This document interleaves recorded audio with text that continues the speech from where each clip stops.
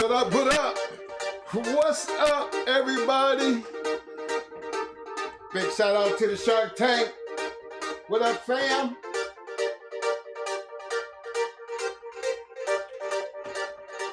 Appreciate everybody showing up for this Talk Shit Tuesday.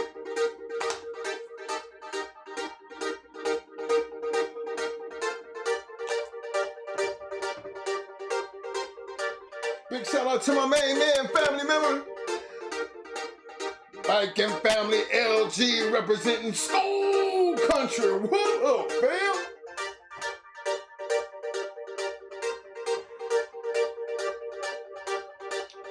My man, Mr. William Torres in the house. What up, fam? My man, We Hunt Kennels in the hills. What up, fam? The incomparable one, Eli Monsters in the hills. What up, fam?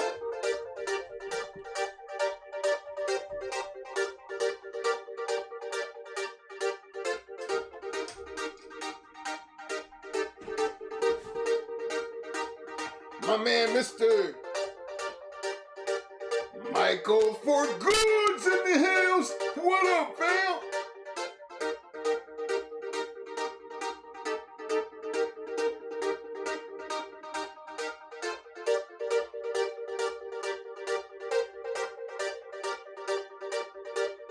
My man, Yo Styles Kennels in the house. What up, fam? My man, Back Palm Ray. What up, fam?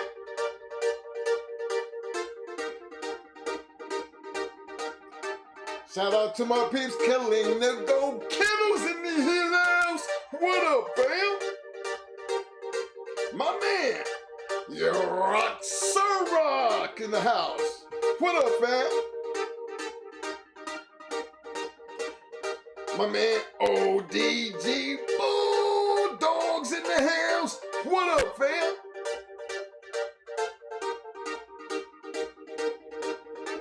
My man's in them Styles Kennels in the house. What up, fam? Shout out to my man 6143 in the house representing. What up, bam?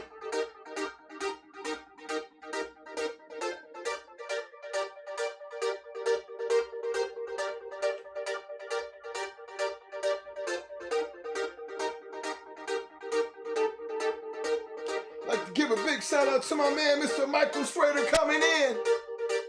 Getting this party started right with the 5-piece. Showing the love. Big shout out to the chat and the twins. Appreciate the love, Mike. That's what, Mike, I guess we gonna be riding the Mike Schrader 614 Treat Train tonight. Cause I wanna give another big shout out to my man 614 Treat coming in with the 10-piece showing the love. Appreciate the love, fam. We gonna call this the Mike 614 Treat Train. Woo, woo! You know, I'm running these trains together tonight because these two gentlemen always show the love. You know, so I'm not going to make it a competition thing tonight. I'm going to make it they show tonight. So I would appreciate it if everybody do what these two young men find it to do it every week. Support the channel, support them. Remember, it's not a matter of how much you give, it's the fact that you give. It could be 99 cents or $1.99 or $1. It don't matter. It's always going to be appreciated, gentlemen. Appreciate the love, fellas.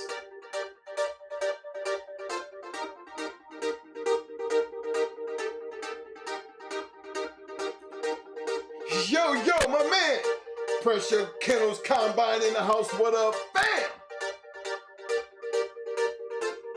I want to give a big shout out to all my people on the back street. I see you, fam. Y'all know what time it is. Go ahead, get that drink. Start rolling up that stogie. Get in your chair, settle in, kick your legs back. Don't forget to hit that like button. Don't forget to participate in that poll. And if you have not already subscribed, hit that subscribe button. Appreciate everybody showing up for this Talk Shit Tuesday. My man, High Key Lee's in the house. What up, fam?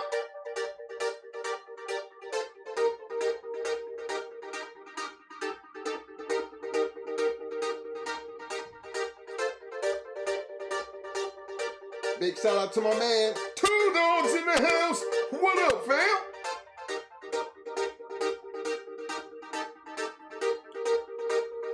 Salute to my man, Talk of the City, Kennels in the house. What up, fam?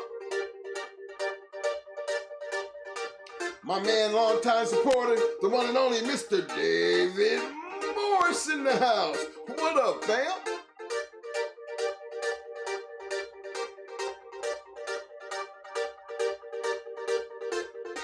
Shout out to my man, Mr. Ethan Brown's in the house. What up, fam?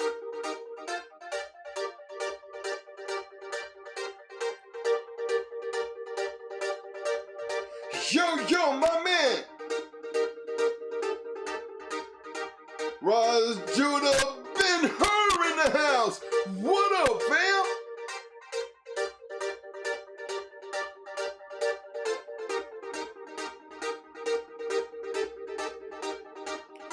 Salute to my man, Ballheads in the house. What up, fam? Yo, Joe Bear, I see you, fam. My man, Mr. Courtney Edwards in the house. What up, fam? Salute to my man, Mr. Marvin Glover's in the house.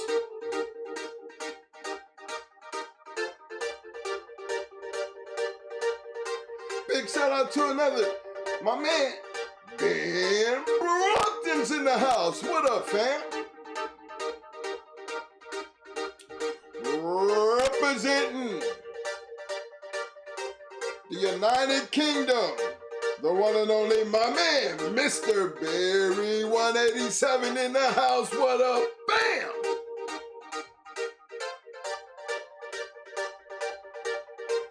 And in this corner, representing Arkansas, Louisiana Combines, the one and only Mayhem Kennels in the hills. What up, fam?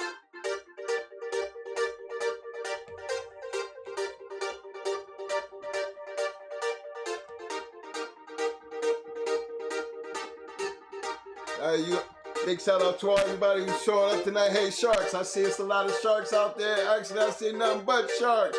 Y'all don't forget to hit that like button. Don't forget to hit that like button. Show the love. Now, you know, I don't make it a habit to keep saying hit that like button because, I mean, when I see all that blue, y'all already supposed to know. Come on now. I don't even want to make it a habit even doing that anymore. I just think the sharks automatically know, come in and this is what we do over here. And we check anybody who coming in here that's new to the channel. We turn them on and say around here we all hit the like button because this is what we do. Don't cost you nothing. This is just what we do. You know what I'm saying? I know we all grown folks, but hey, come on now.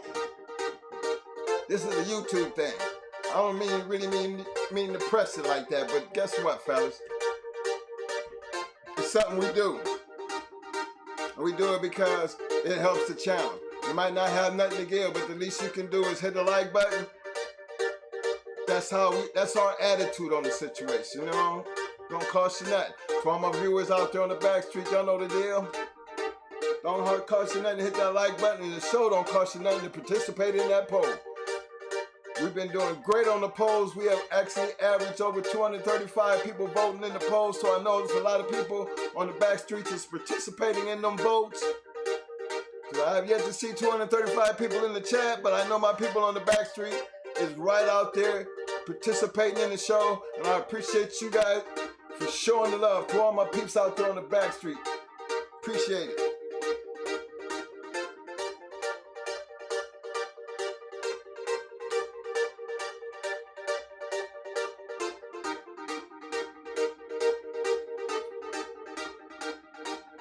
Big shout out to my man M1. M1, what up, fam?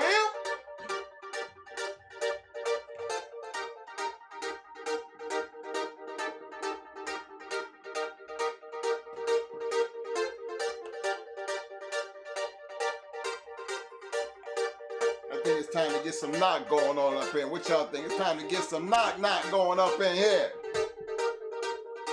Shit, it's Talk Shit Tuesday! Oh!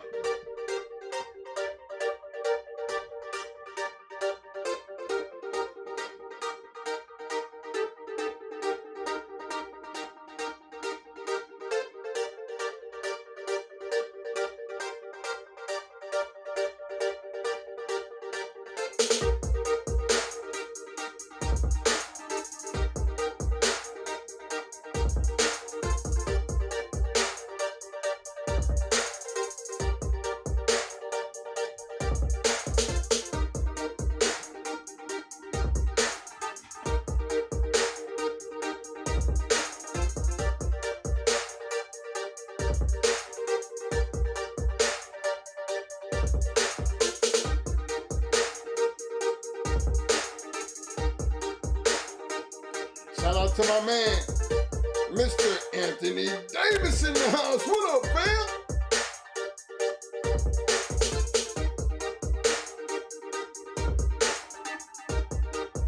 Shout out to my man, Mr. Harry Hayes in the house. What up, fam?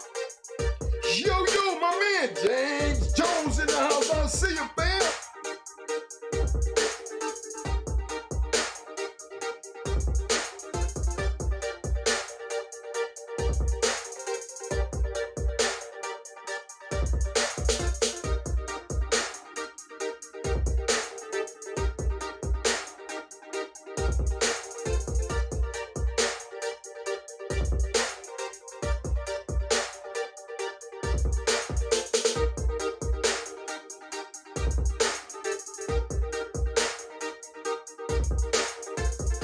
Shout out to my man, Word One List in the house. What up, fam?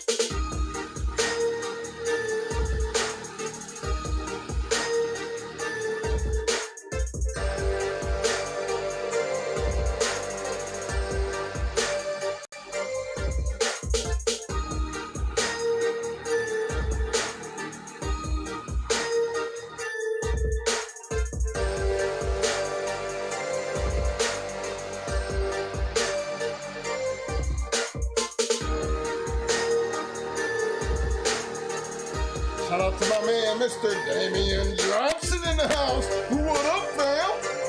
My man, the one and only, long Longtime supporter, my man, Mr. Dickie Boston's in the house. What up, fam?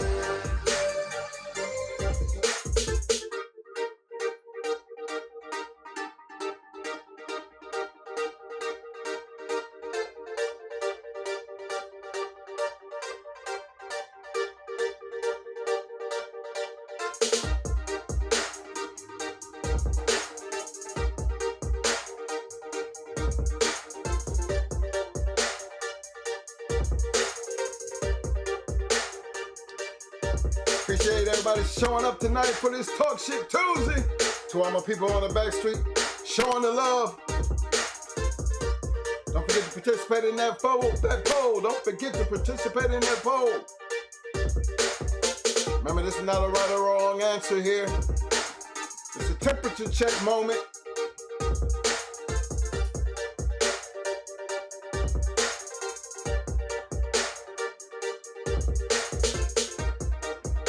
My man, what up, Mr. Paris Jackson's in the house. What up, fam?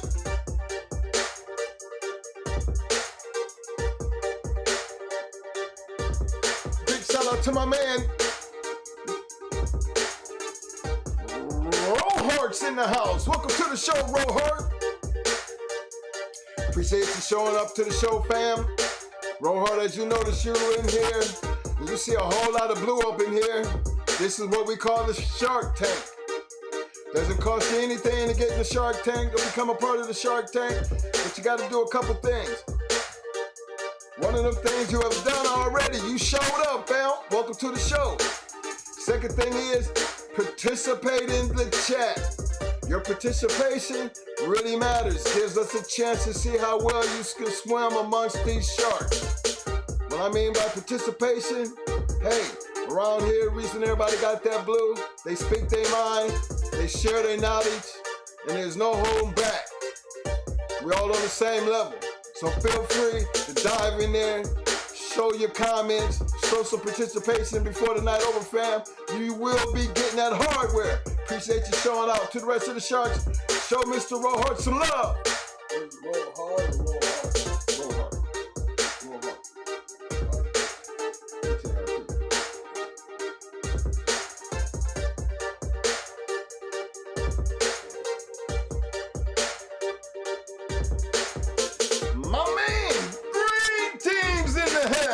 What up, fam?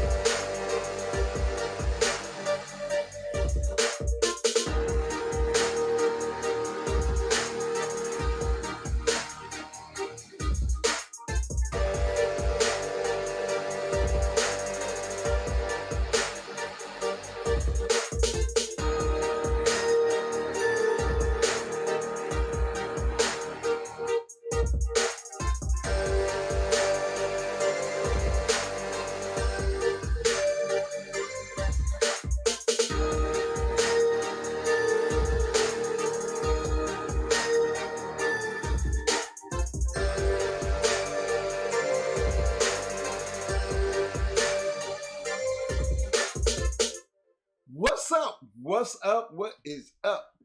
Appreciate everybody showing up for tonight's show. This is Talk Shit Tuesday. For those who don't know, we talk shit on Tuesdays.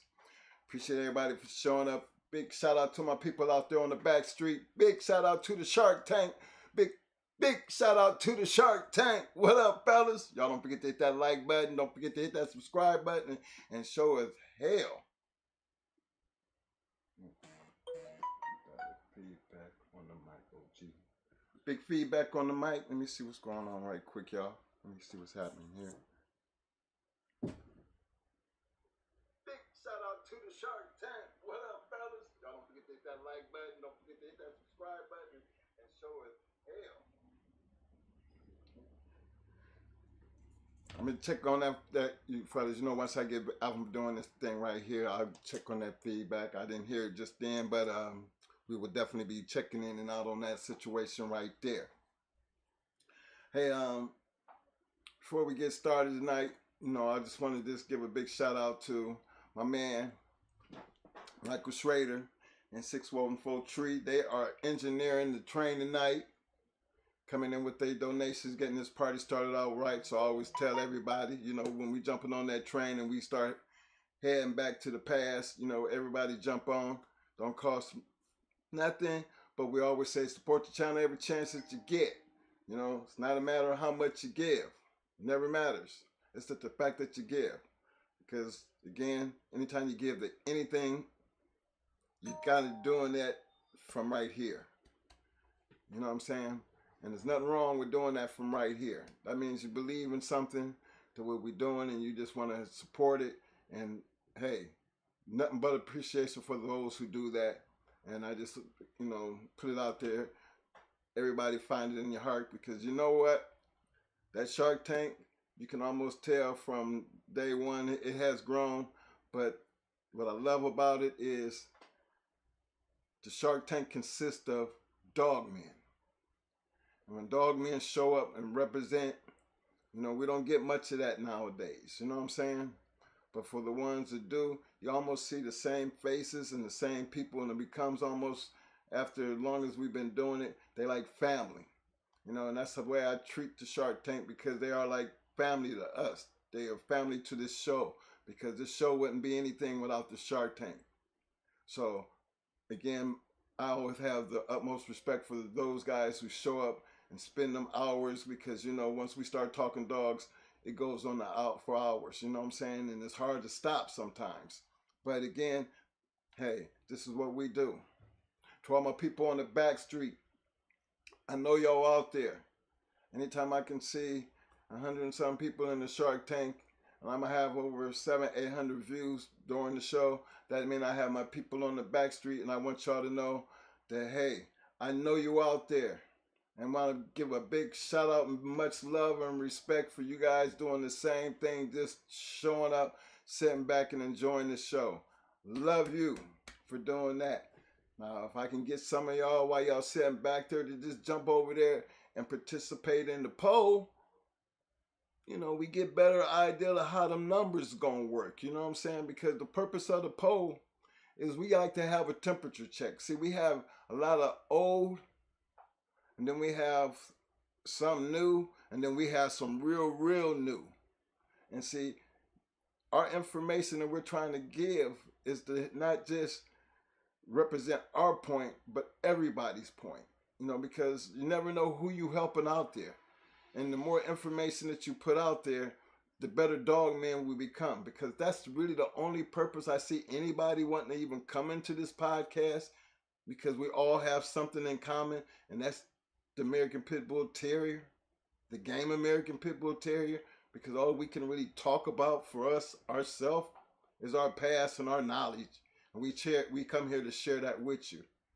A lot of the guys in the Shark Tank, where over 95% of the Shark Tank consists of dog men who share a lot of information. And so if you're watching this show, always pay close attention to what's going on in the Shark Tank. You know, we always go back and forth over a lot of things, but that's why everybody has blue, because they can do that here. The thing is, they have a platform to express their way of thinking and their thoughts, and that's what makes this place special. So big shout out to everyone who's showing up tonight and willing to show out. There's not much I got to say tonight as far as opening up the show. It's that we, this protein thing, it just happened, it comes up because a lot of times, everybody has this different version of the dog's diet, even me, and I'm not even gonna lie to you. I mean, I got a little bitty, a Mardoodle, and I got my pits. So they don't basically eat the same thing. My Mardoodle, she, I let my wife handle that part. But me, I'm always looking on the bag because, my dog, she's young. And see, I started her out on a high protein diet, off the jump.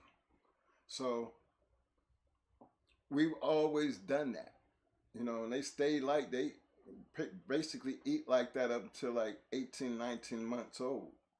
So I just felt like it gives us a better, healthier dog.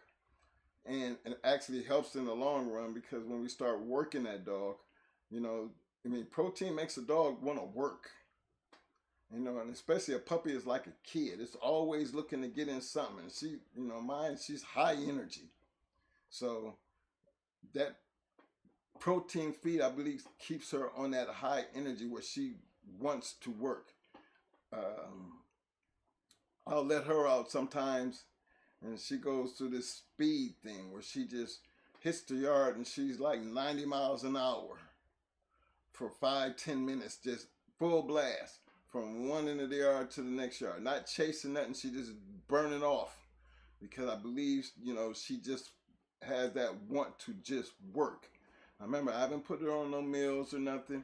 I ain't got her on no weights or anything. I just walk her. When I walk her, I'm about 155 pounds now. Since I had my little incident, I lost a lot of weight, but still, she pulls me. I mean, I'm resistant, and I let her basically drag me for our long walks. And I guess that helps build her muscles. But then the thing is, that's the way when that leash comes out, she knows that's how her work gets in. Here's your chance to work. She gets that twice a day. You know what I mean? So, and then I see it in her.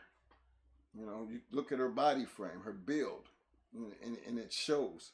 But I'm just a believer, if they're on a high protein diet, they got to be working. So I give her a chance to work it off a lot.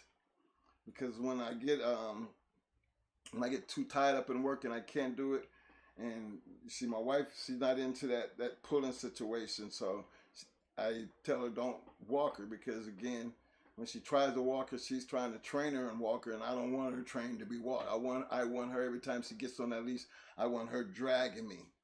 You know what I'm saying? So that's one of them things where sometimes when she's not getting that work, I see a change in her coat. Too much protein and not enough work. It shows in her little bumps and things. And I was like, okay, now what is that? And I'm always telling me, hey, got to get back to getting her to work. It's too much protein and not enough work. The minute I start putting that work back on her, them little bump things, they go away. So didn't have to happen but 2 times when I realized this dog got to work, put in some work. So that's why it's important. I need people to take the poll, because now we're going to be talking, Mo going to get into a little bit more detail, because there's a lot of myths around too much protein, what's not enough protein, all that kind of stuff. I don't get into it because most of the time when it comes to feed and all that other stuff, I got Mo. So he pretty much keeps me up on everything and what to do and how much. And then tonight he's going to be able to share some of that dietary programming with y'all. So with no further ado, let me make a quick rundown through here, see if there's anybody I have missed. My man, Mr. William McNeil, I see you, fam. My man, Big bro in the house. My man walking down Ram, big stepping in the house. What up, fam?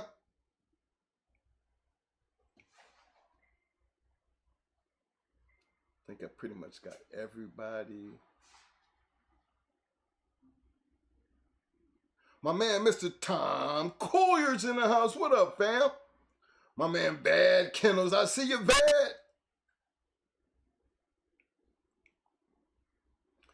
My man, Mr. Paris Jackson. I see you, fam. Can't stop, won't stop. What up, fam?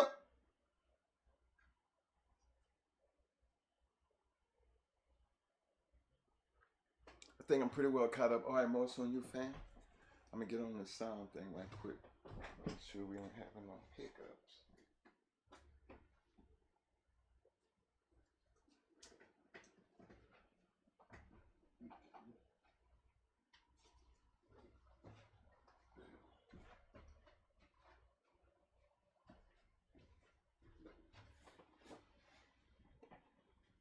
What's up, fellas?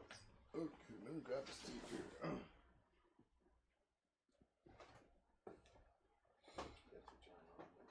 Nope.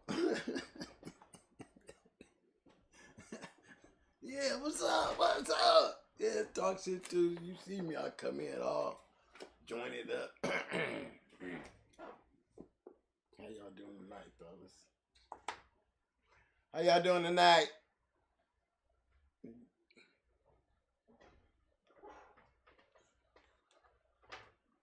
Okay.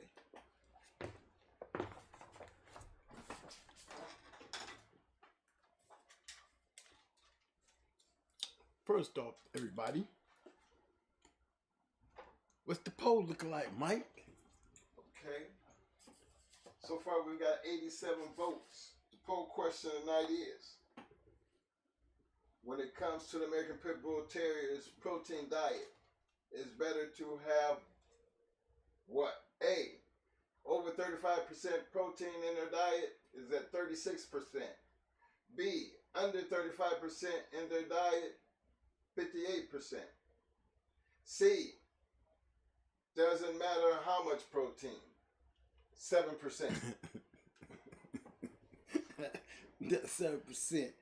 I like the effort. But I mean, I had to throw something in there for C. I mean, that's a good one though. Okay. Yeah, that was a good one. I like that. I mean, I'm laughed at the 7%. It don't matter, but you know what I'm saying? That 7%, gotta have it. Animals, we do. Protein is a major factor, especially when it comes to athletics. You know, I know I used to wrestle. I've lifted weights, and I never turned into one of those nutritious weightlifting junkies. I never was one of those. Give me a couple, Debo pills, pop those a cycle, and go crazy in the gym, and I'm big. And that's all I did. I didn't get into all that chemical bullshit, that guys have to do to get to that mass. I was just never one of them. But I can tell you, based on the conditioning and understanding what conditioning consists of, what do you look for out of your dog in a condition? Because now we first of all, let's get on the bus. Let's get on the bus so we can get back in the back and talk a bit more freely. Somebody give me a disclaimer right quick. Yeah, somebody put up that disclaimer right quick. Everybody, let's just go ahead and just get on the bus where we can go back here in the back and talk a little bit more freely when we start talking about conditioning. And you know what I'm saying. So we need to be back here in my time, so when we open up into this, we safe back here. So somebody hook me up with that. You know what's up. When we pull up, you know what you're supposed to do.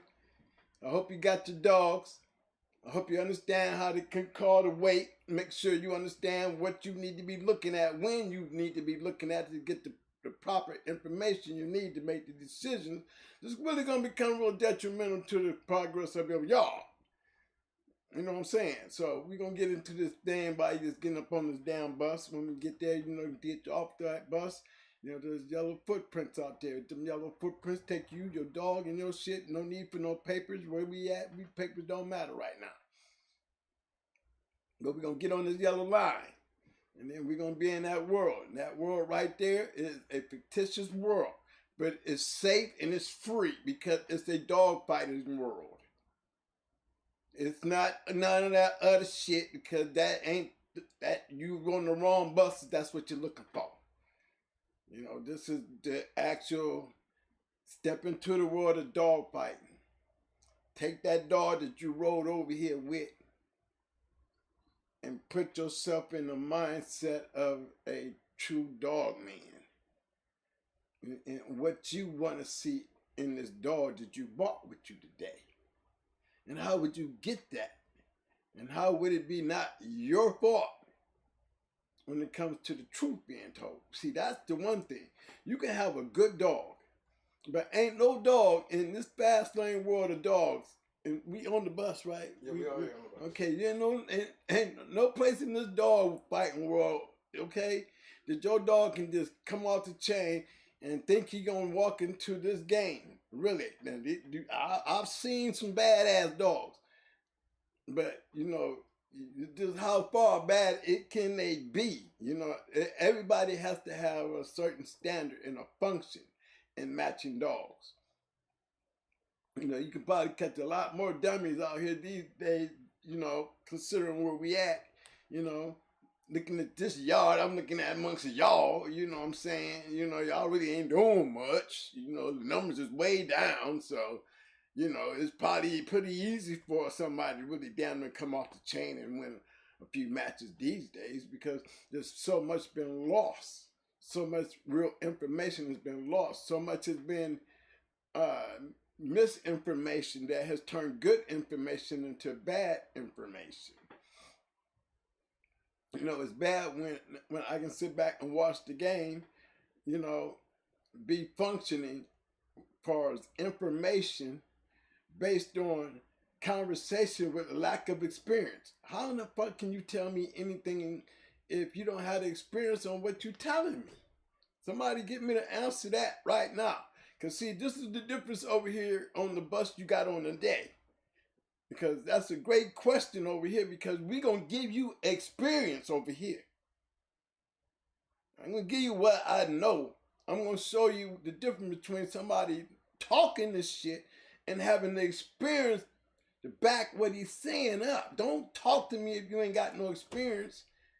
What can you tell me? What? You know, give me the book you read and let me read the motherfucker. Because, you know, still with all that information, you still ain't got no experience to even test what your mouth is saying. So that's what's wrong with where I just took y'all from. And see, back here, I'm taking that as a weakness. Now that you're back here and I can open up and just look at y'all and tell y'all, you know, hey, in this area here, there's a problem with y'all shit. There's so much of that mis and disinformation being confused and the messenger has no experience. That's not part of the criteria no more. It's just who can sound the smartest or who makes the most sense. And I'm gonna tell you why I'm all over that right now. I'm telling you why I'm all over that right now, just because of the poll. Twin said the poll? What's wrong with the poll, Twin? The poll.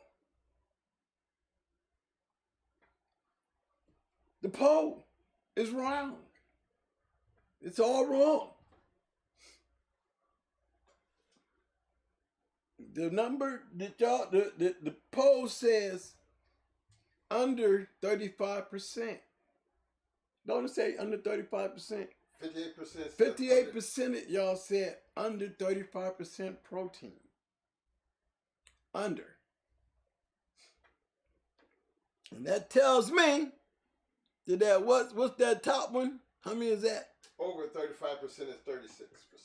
36% got to be real dog men. And they have to be to the point where they condition dogs, or they know something about dogs, because that's a few. That's a few. But 36% ain't 7%. Okay? 36% ain't 7%. But that 58 something, come on.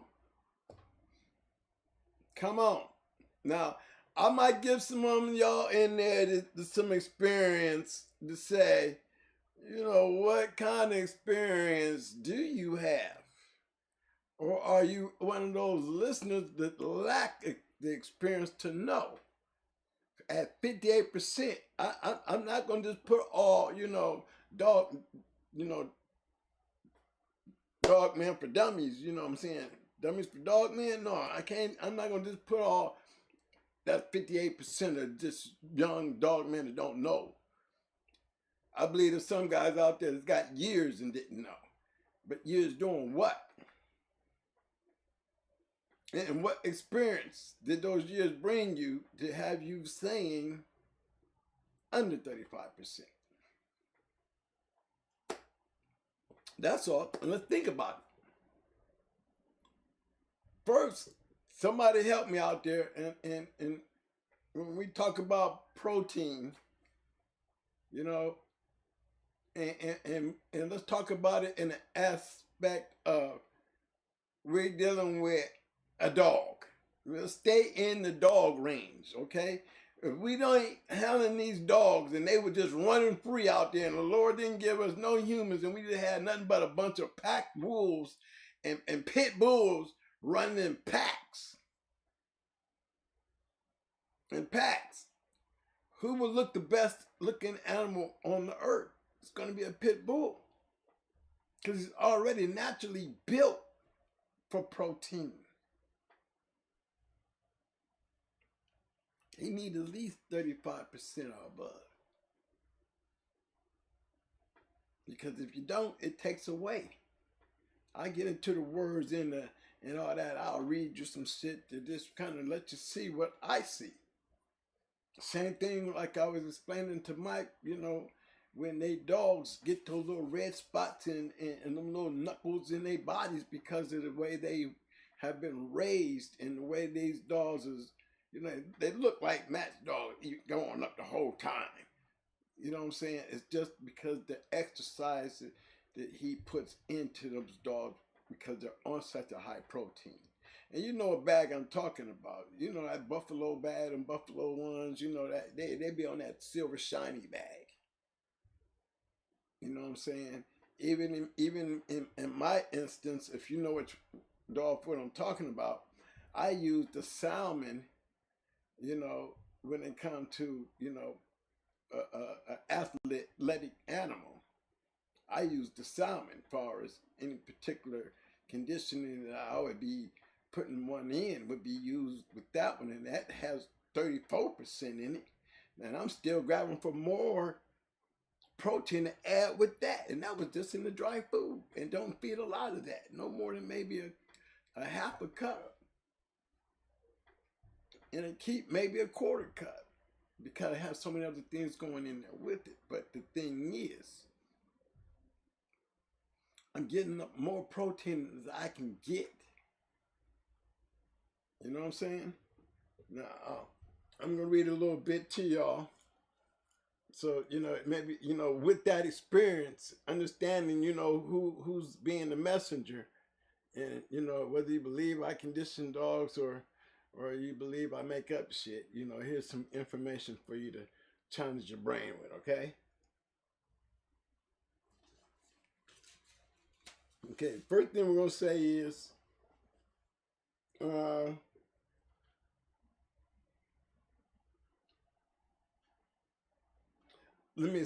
read this thing about what is protein, okay? It says, dietary protein is a general term for a collection of amino acids contained within a food source like eggs, beef, milk. Amino acids contain the element nitrogen, what makes protein different from all other foods. Okay? The further you go under 35% protein intake as measured by dry weight, the more consistently and repeatedly performance in oxygen carrying capacity in conditioned dog decreases. You understand what I'm saying? It's saying the further you are under 35%, your performance will continue to decrease. Your oxygen capacity will decrease. All the things that you need to work with will decrease. So if you're working under 35% and never really getting up to 35%, you 58%ers, you see you're already working on a short end. Already.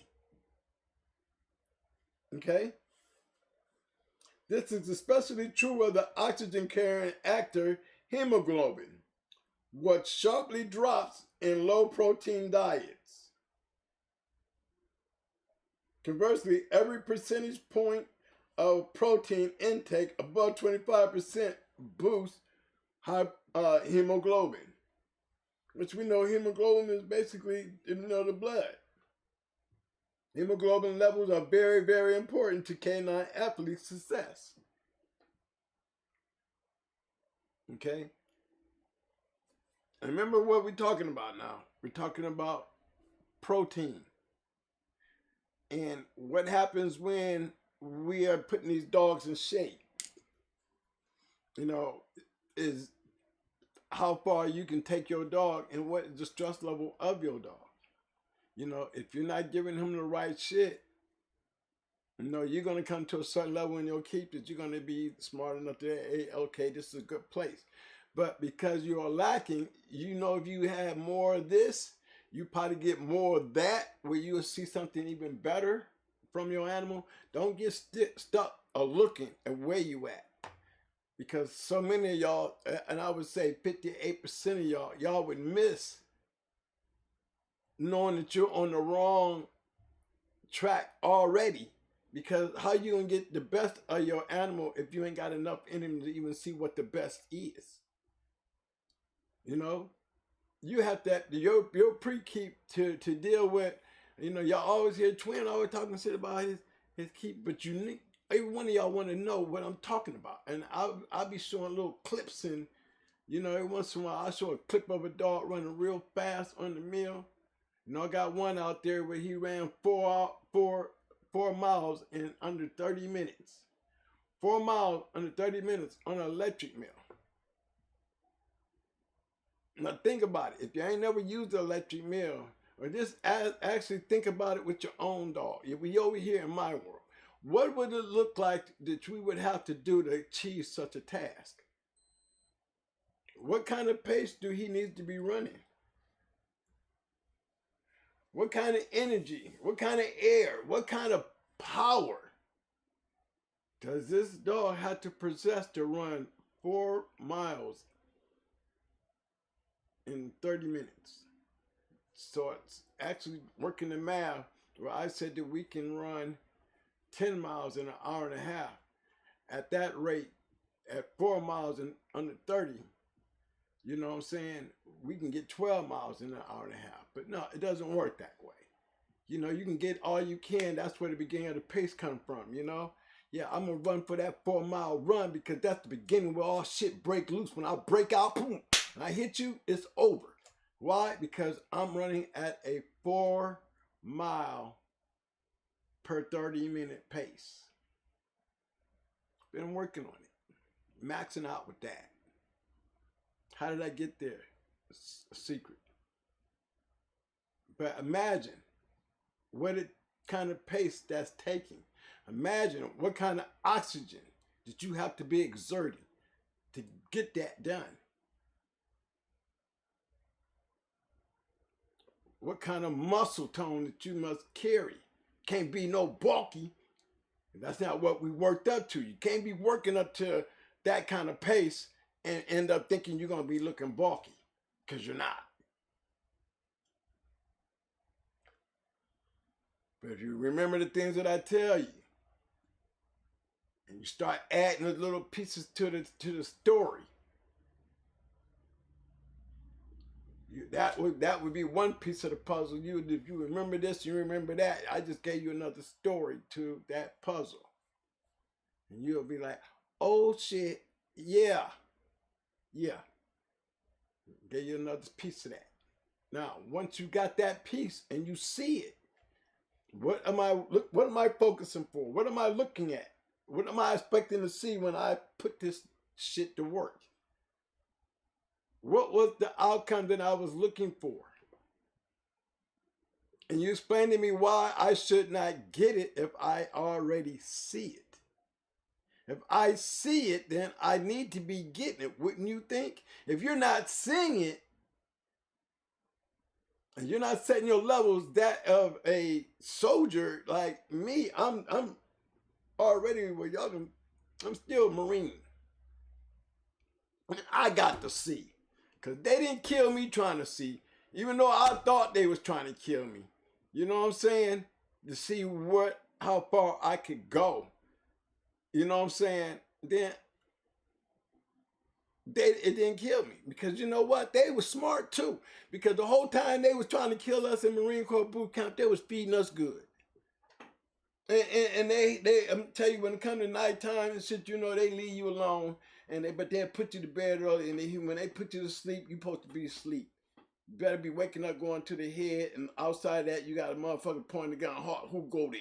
What the hell you moving around for? You know what I'm saying? Head and back to bed. You know, they was like one of those kind of things in boot camp. You know what I'm saying? They didn't play. But when you think about it, you know, and even being me, even being small, I'm no different than the biggest, thickest dude out there, because I'm having to do the same thing he doing. And it worked. You know, it worked. So my mindset that I'm doing the same thing for my animal, because to me, those are my Marines. If I'm in this for the war, I'm into this for the sake of it. Remember where we at? We back here in my time. So I'm going to freely tell you my mindset. I'm dealing strictly with warriors. You hear me say that all the time. It's my responsibility. They can't do none of this on their own. They don't have no information. All they did is got me to this point that I am worthy of being a Marine. And I am worthy of taking you there. And I have to know how to take them there. Okay? And I take them there.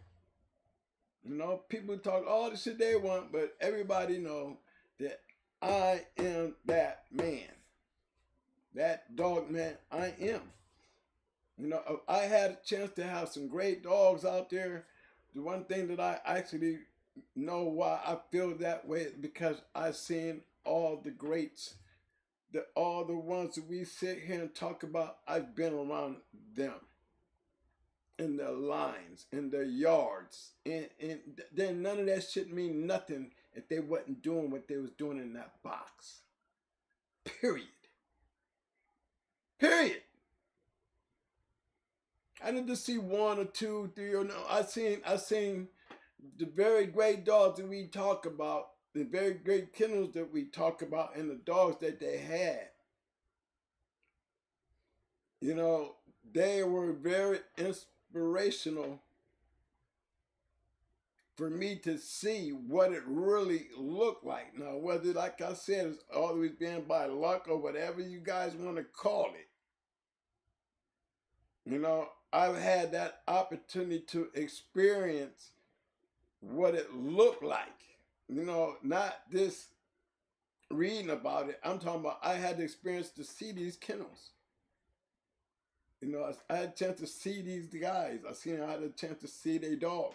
I seen how they handled. I seen so many things that they were doing.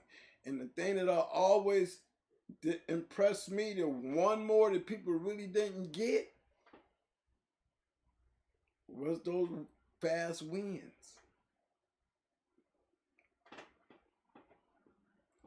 I tell you, it's a secret today. They probably turning Probably a lot of dead ones turning in their grave, calling me that old SOB. It was, and I told you guys this before, it was always the trick was to get a pace setter.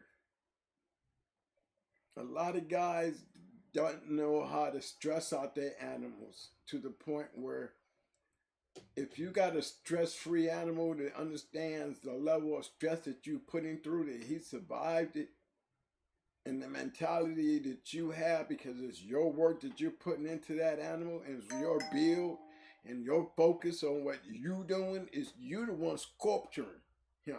So you imagine this Marine like right here, sculpturing one.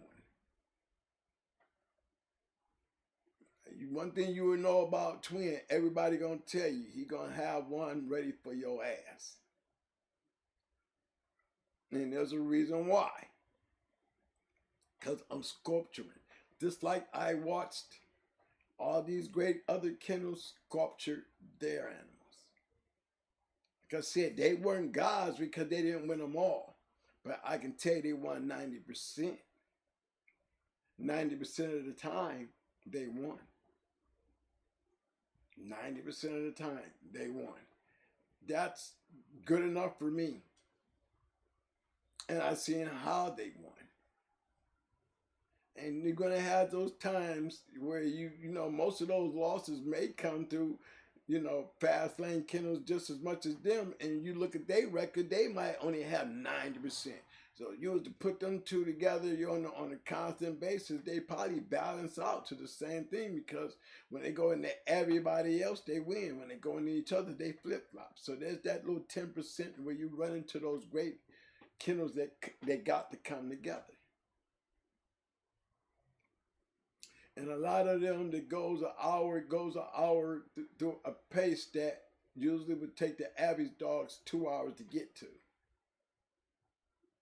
Because the pace is so intense. Those are the great matches. The great matches. How did they survive? It's really the one who has the ability to put it all out there, and it's all good when you cruising through. But see, it comes a point where all the conditioning in the world, you're going to get tired. And at some point, you know, where is that point? At that point, where are you in this? Are you ahead where you can take a break? Or are you in trouble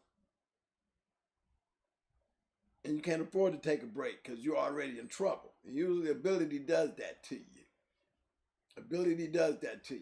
Ability, when it catches up to you 20, 30 minutes in, and you're a good dog, you just didn't have the ability, you're in trouble. And it's really a real bad time for you to be getting tired, because you're already in trouble. Your ability was not enough to keep yourself out of trouble. Now you down, and you getting tired. A lot of new guys can't recover from that because the pressure is so intense. And usually that's when fast lane kennels with those pace setters, that's what we do. We come in there, we want to rush you. We know you got a good dog. I mean, we ain't trying to take nothing away from nobody. You know, anything can happen. But when we go in putting it all on the line. Remember, our whole keep, we've been doing what? 4 miles in how many minutes? 4 miles in how many minutes? 10 miles in an hour and a half? Do you know what kind of pace you need to be setting? Do you know how fast a dog needs to be running? And see me, I always tell y'all, I did with twin, what about the weights? What about the weights? Did I say anything different? Did I change anything? Did I say anything about the weights? What did I tell you before about the weights? I ain't changed shit. It still stands like I said. But then it comes a point where you get a chance to test your shit, right? At that peak. Remember when I tell you what was that final move I did at that peak? Go through your videos, you'll see. At that point where you get a chance to check, that's when there's no more weights. And now you got a chance to see what that body can give you. 4 miles in 30 minutes. Put your dog out there and see what it looks like if you try to go do it. Just try to go do it. And see how far it gets you. You know what I'm saying? Especially those that's trying to dress up your dog for a show or something like that. Go ahead, stick him up there. And really, if you got to let your male really buzz that mug up there and see, do the math and see what it would take to get 4 miles out of your dog. And see how many miles you can get there. You know, and grueling in 30 minutes. You're going to find out that's a hell of a run. And you have to work up to that. That is a peak run. Okay, because even at 4 miles an hour, 4 miles an hour, you know, that's a little harder than a trot, ain't it? You got to cut that in half. So I mean, the average would have to be 8 miles an hour. Well, basically 8 miles to get under 30. 8 miles at a pace. 8 miles at a pace for 30 minutes. Imagine what that speed looks like. 8 miles an hour for 30 minutes for a dog. You ain't gonna just do it right off, because you'll see it's grueling. And what pace is that? 8 miles an hour for a half an hour. That's a lot of running. It's a lot of digging in. You work up to that. So imagine that pace I'm setting at that kind of pace. What happens show day? I'm going 100 miles an hour. Somebody is in trouble, because I got the strength, the oxygen, proper protein. Gotta have a lot of protein. You better have a lot of protein. You know what I'm saying? I mean, the feed has to be legit. Don't worry about the weight, because the stress of the work is going to take care of that if you can control it. You better be feeding as much as you can get it, because you're going to be burning a lot of that up trying to build it. You know what I'm saying? You're going to be doing a lot of, you got to give a lot of that up. You got to be really feeding real good to be able to pull this off. Because if you can do it on a consistent basis, they're not going to get tired and weak, constantly getting pushed. You know, you put it in and then you give them the rest. Sometimes you can put it in and just want to give them a break, because all dogs are different. You know, some dogs just want to do it. And then you have some dogs that's got to be trained to do it. They have to be focused to do it.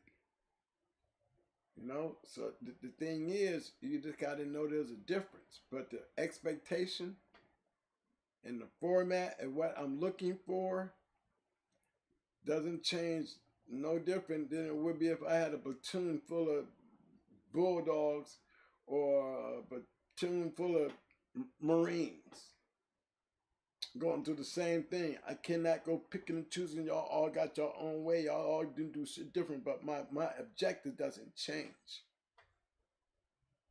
They all will adapt to my objective.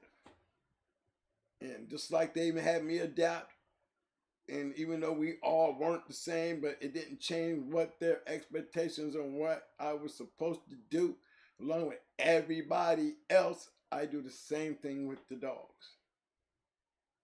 They all are different. You can't do them all the same way, but one thing I do the same and don't change is my objective. What is the point that I do this? And that point right there never changes, regardless of what dog it is. He still has to get to that point. Care how you get there, but you will be there like everybody else. That's the one thing they all gonna have in common, because that's my game. That's what I do. Give a damn how different they are. I don't give a damn until you show me that you can get there like everybody else.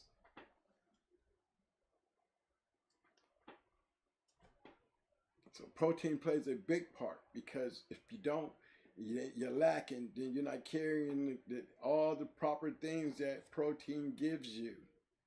You know, I mean, muscle milk,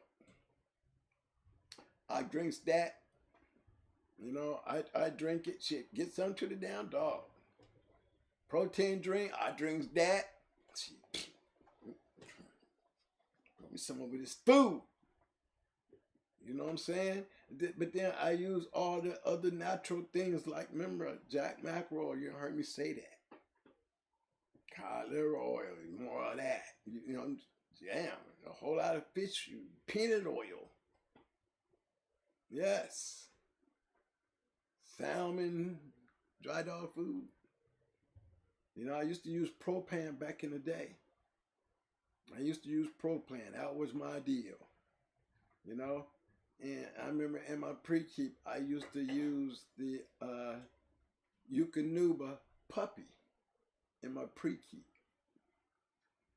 Yep, that's what I gave my dogs in the pre-keep. Then by the time I changed over to the actual keep itself, I would use propane. Now, I'm on a different thing. I don't, you know, I look at the dogs now and just want to put it in shape to see, you know, the confirmation on what it looked like. And it's like, remember, I'm back here in my world. So my dog is prepared to give me a pace to catch anything that I run into off balance. They're gonna look good. They're gonna look good because they're gonna have to do something that they probably wasn't doing through the keep, but they had enough to get it done.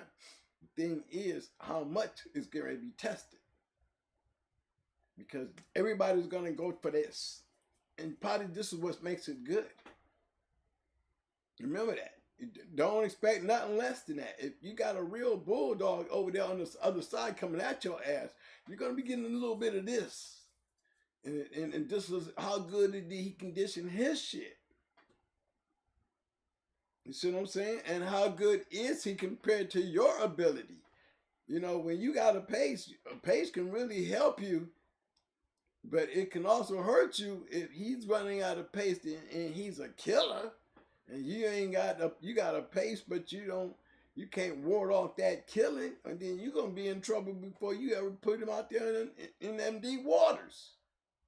So you gotta have a dog that's got the ability to ward off anything of that type of caliber, because you just don't know what you're running into. You know, you better be doing a pace thing. You better have a very athletic, you know, punisher to deal with pace. A lot of fast lane dog men use the pace for that purpose, you know, to, you know, put you into that position where they got that ability, probably got that whack mouth that can just chump on you a couple times and you're in trouble. But if we force you into a real all-out war, looking on the standpoint, they didn't have to be Marines. They just regular dog men. But, you know, my expectation and relationship between what the Marines did to me and what I noticed and watched them do and what I learned on what they were doing with those dogs and the reason why and the purpose of what they were doing and the outcome, I seen it work for me the same damn way. Yes, we would take them out there, man. Them dogs be like that right there. Guess what? They do get tired. Yeah, and they be wanting you to be like, yeah, he gonna slow down. Or some of them, like I said, some be like, damn, twin, I don't, nah, man, shit. You know what I mean? But they're already in trouble. And why are they in trouble if they were in a great keep? You can't take nothing away from the keep. It wasn't the keep that you know, it wasn't the keep that did it. It was the game plan.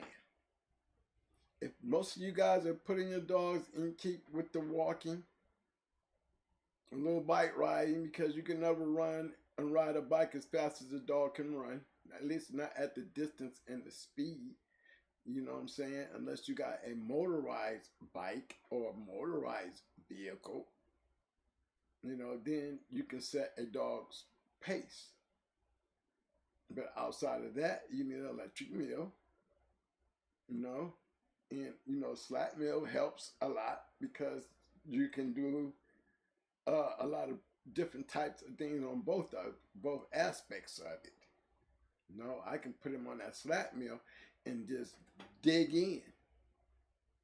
Now you're doing all this muscle drive on your own. You ain't got a belt. Now I'm dealing with straight focus. Why? Because the focus I was putting him in on that electric is building me to the point that he feels that. He feels that point. He feels that point. You put him on that flat, he'll give you that same pace. Probably even more because he's digging in. You know what I'm saying? And you gotta have the proper protein in your animal to be able to pull that off. I'm not gonna go deep inside the understandings of protein because I'm gonna look for you guys to do. You know what I'm saying? Some guys can come up with why so many of you guys picked under 35%. You know what I mean? And maybe some of you guys got a different understanding of what protein is. But I would like to get a feedback, you know what I'm saying? You know what everybody else saying. So much going on. Is it, man?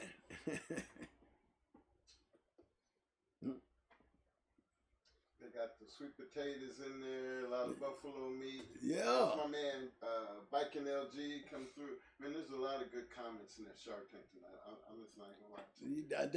That's what I was looking for because that's why you don't see me going into detail because I'm pretty sure a lot of these guys got the detail. My man Balls Deep just pointed out fats are also extremely important, but it's when and how to apply them is key. Anyone can condition a dog. Very few can do it right. Right. And that's just fact. Most important part. Mm-hmm. You know, so he's right. The tank is definitely a lot of good comments. I mean,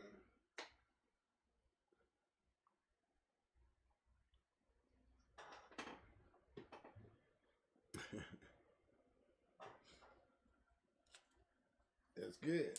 My man Walking Down Round said from WDJ fats yield 2.5 times as much energy as protein or dietary syllables. Carbohydrates for dogs at 8.5 kilocalories of energy per gram of weight. Well, damn, Ram, I don't even understand that.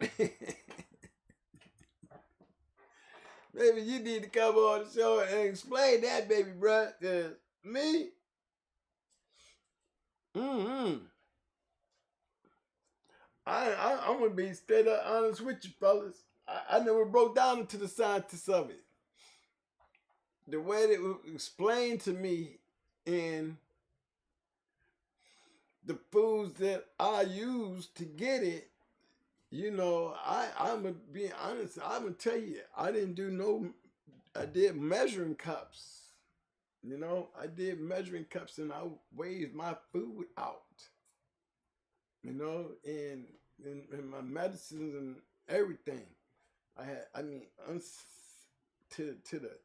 To the scoop.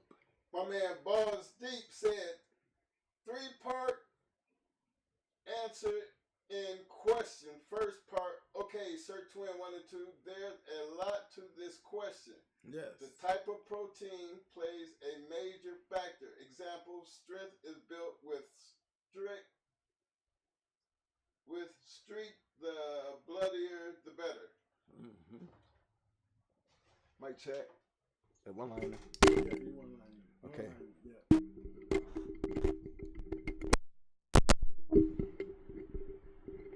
Mic check. Mic check. Okay, it's back.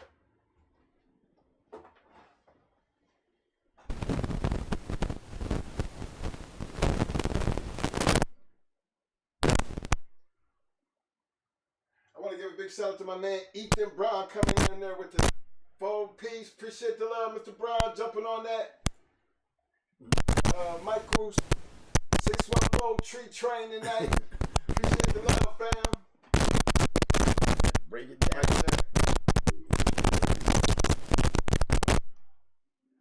Yeah. Okay.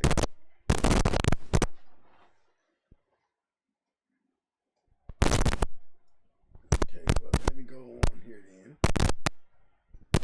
Okay. Let's go with why does.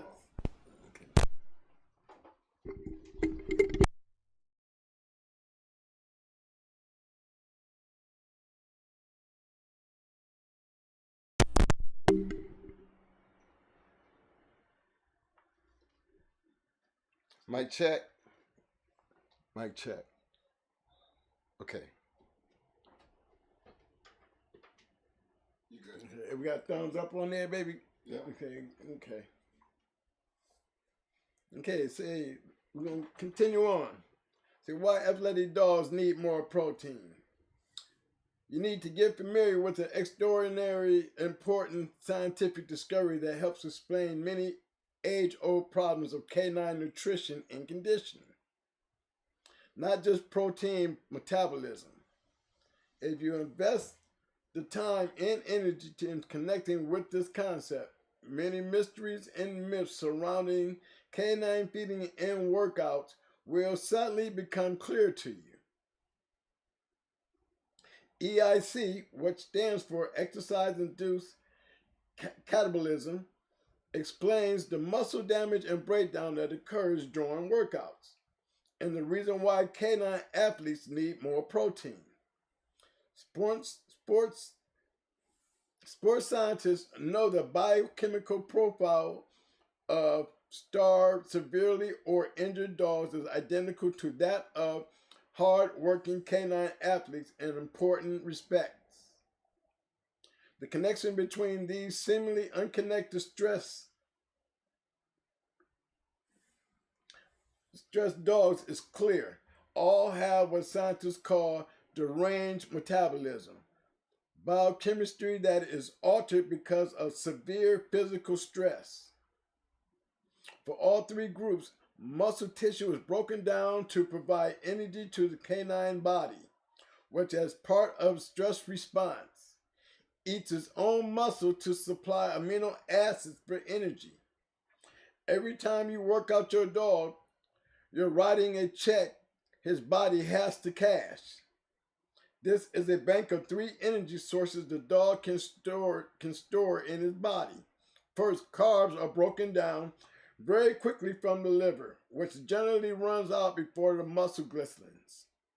As liver glistening begins to drop, the body sends out energy signals to the body to get more energy and do it fast. The body has two other energy reserves to draw from, fat and muscle. The body breaks down about 80% fat and 20% muscle during endurance workouts. And when you hold back protein, this begins the EIC syndrome. Okay? EIC syndrome is an exercise-induced catabolism. When EIC occurs, the growth hormone insulin and testosterone fall, while the devastating cortisol hormone rises. To combat EIC in the past, athletes took antibiotic steroids. Steroids in large measure trick the body that is not really in EIC shock. And so it's time to repair muscle tissue instead of eat it. To make progress, you must replace not just protein that's burnt for energy, but also what's lost from the lean body muscle mass. The body is craving amino acid for energy and is going to get them one way or the other. Did y'all hear that, fellas? No. I mean, took care of a lot of shit that they was just trying to say. Yeah. I think you put it into a little bit more detail because they all say carbohydrates. They always talk about the fat. Yeah. But then they still, maybe they didn't understand why protein is more important and why we use steroids. Yeah. I mean, it sure helps. Right. You know, the steroid thing was just a little thing in there on the inside of it where, you know, and it's right. You know? And the right, steroids does give you what you expect when you're using steroids. You should be expecting to see something. I mean, it is not no enhancer drug, and you ain't seeing no enhancing. You're supposed to see something a little more than what you would usually see out of an average dog. You better be trying to see, because if you don't see it, you ain't using it right, or it ain't being done right. You're not doing something right. You know, steroids is just what it is. You know, some people want to call it cheating, but it's not cheating if it's not against the rules. So for those who use it, you know, you still got to feed right. You still got to work it right. You still got to know what the hell you're doing with the shit when you're on the shit. I gotta have a PSA, public service announcement. I have over 120 people in the Shark Tank tonight, and I don't see but 63 likes. 63? Y'all need to tighten up on that like button. Y'all look here. And how many votes we got? 120 something. We got 120 votes and 63 likes. We got 144 votes, but we got 124 people in the Shark Tank. Shark Tank, come on, y'all. Everybody just do a quick run. You know, public announcement. You know, let's just run out, hit the like button, come back in. I ain't going nowhere. I'm going to wait right here. Okay? Just one quick second. Just go out there and make the like button change up a little bit right quick. You know what I'm saying? Is that good for you, Mike?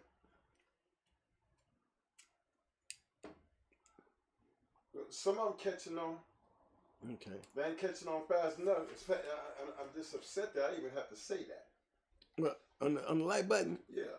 Well, and sometimes, you know, you got to remind them, like, Yeah. you know, we used to tell them about the chains and all that other stuff. You know what I'm saying? Now we got to make sure when they come in, when we pumping the music, hey, everybody look in, when y'all stop in, make sure y'all hit that like button. I got a lot of people in the Shark telling people to hit the like button, and they just don't get it, and I just don't understand why, and it's so free. It's just almost like... Well, just everybody that catch on. Got the levis. Got the levis. I mean, it's changing, but I expect more from that Shark Tank. That part right there, that's what bothers me, because I expect more from them. You know? And there's so much good information over there. I mean, information is pouring out like somebody opened up a faucet. This is a good topic, but the Shark Tank is what it is. It's a group of dog men, and we all on the same page. And that like button's supposed to be part of that page. You know, that's all. And you always keep telling me, man, Mike, you're always begging for likes. I'm not changing the way I do shit. I'm gonna get my goddamn results. You do it your way, and I'm gonna do it my way. I don't give a fuck. I know that. Remember how you said about like the dog thing at the Marine Corps? Yeah. You know how they did it. Yeah. Goddamn. Well, you got your. I'm gonna handle this part over here. I need them damn lights to get up. You don't hear me complaining or calling for them or that. Y'all just gonna get them lights in. You know. Damn right. Mm-hmm. Because it's very important. It is. Yeah. Okay. Now I'm just trying to give everybody else a chance to chop it up a little bit. No, I ain't breaking out my computer or nothing. I can't really see what y'all saying to even agree with y'all. You know what I mean? If you want me to get you something to follow along, because yeah, I can go to my phone. Hold on, y'all. Let me get in here with y'all. Because they long distance marathon runners, 90% are vegetarian, and some fish look at dad brothers can outpace everyone but never knocked anyone out. Store weight equals only 20%. The rest is a diet, exercise, and lots of rest. That's my man Balls Deep putting it down. Yeah, he was too. Yeah, he was too. He just broke that shit really down. I like a good rabbit, chicken, pork, goat. Damn, honey badger. He said a rabbit, chicken, and a goat, along with his pork. My man Tony Montana said, for him, using steroids is cheating on your breeding program. This is true. You're so correct. Tony Montana, what's up, baby? He read his thumbs up. Thank you for time. I really appreciate the knowledge. Thank you there, Tony Montana. Tony Montana, damn, jumping on the God damn, 614. Michael Schrader trained with the 50-piece showing the love. Yeah, I missed that Appreciate that, Tony. He said, good topic. I gave your live a like. I give you brothers thumbs up. Thank you for your time. I really appreciate your knowledge. Appreciate you, Tony. Thank you, Tony. Thank you, Tony. My man, Tony. I see you, man. What's up, baby? Yeah. I mean, the thing about the steroids, I mean, everybody just gets under the skin with this. We always tell them we wasn't breeding. Steroids was definitely not for a breeder. Oh, you know what I'm saying? You have to be only 100 cares about steroids. You know, we hunt. Damn your puppies, man.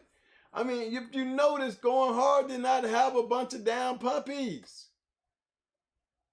I mean, most guys that match dogs, for real, y'all, we didn't have. You go through that book and you'll find a whole lot of going harder dogs that were matched dogs that didn't have a bunch of puppies. The only ones that really having puppies was the ones that wasn't matched. You know what I'm saying?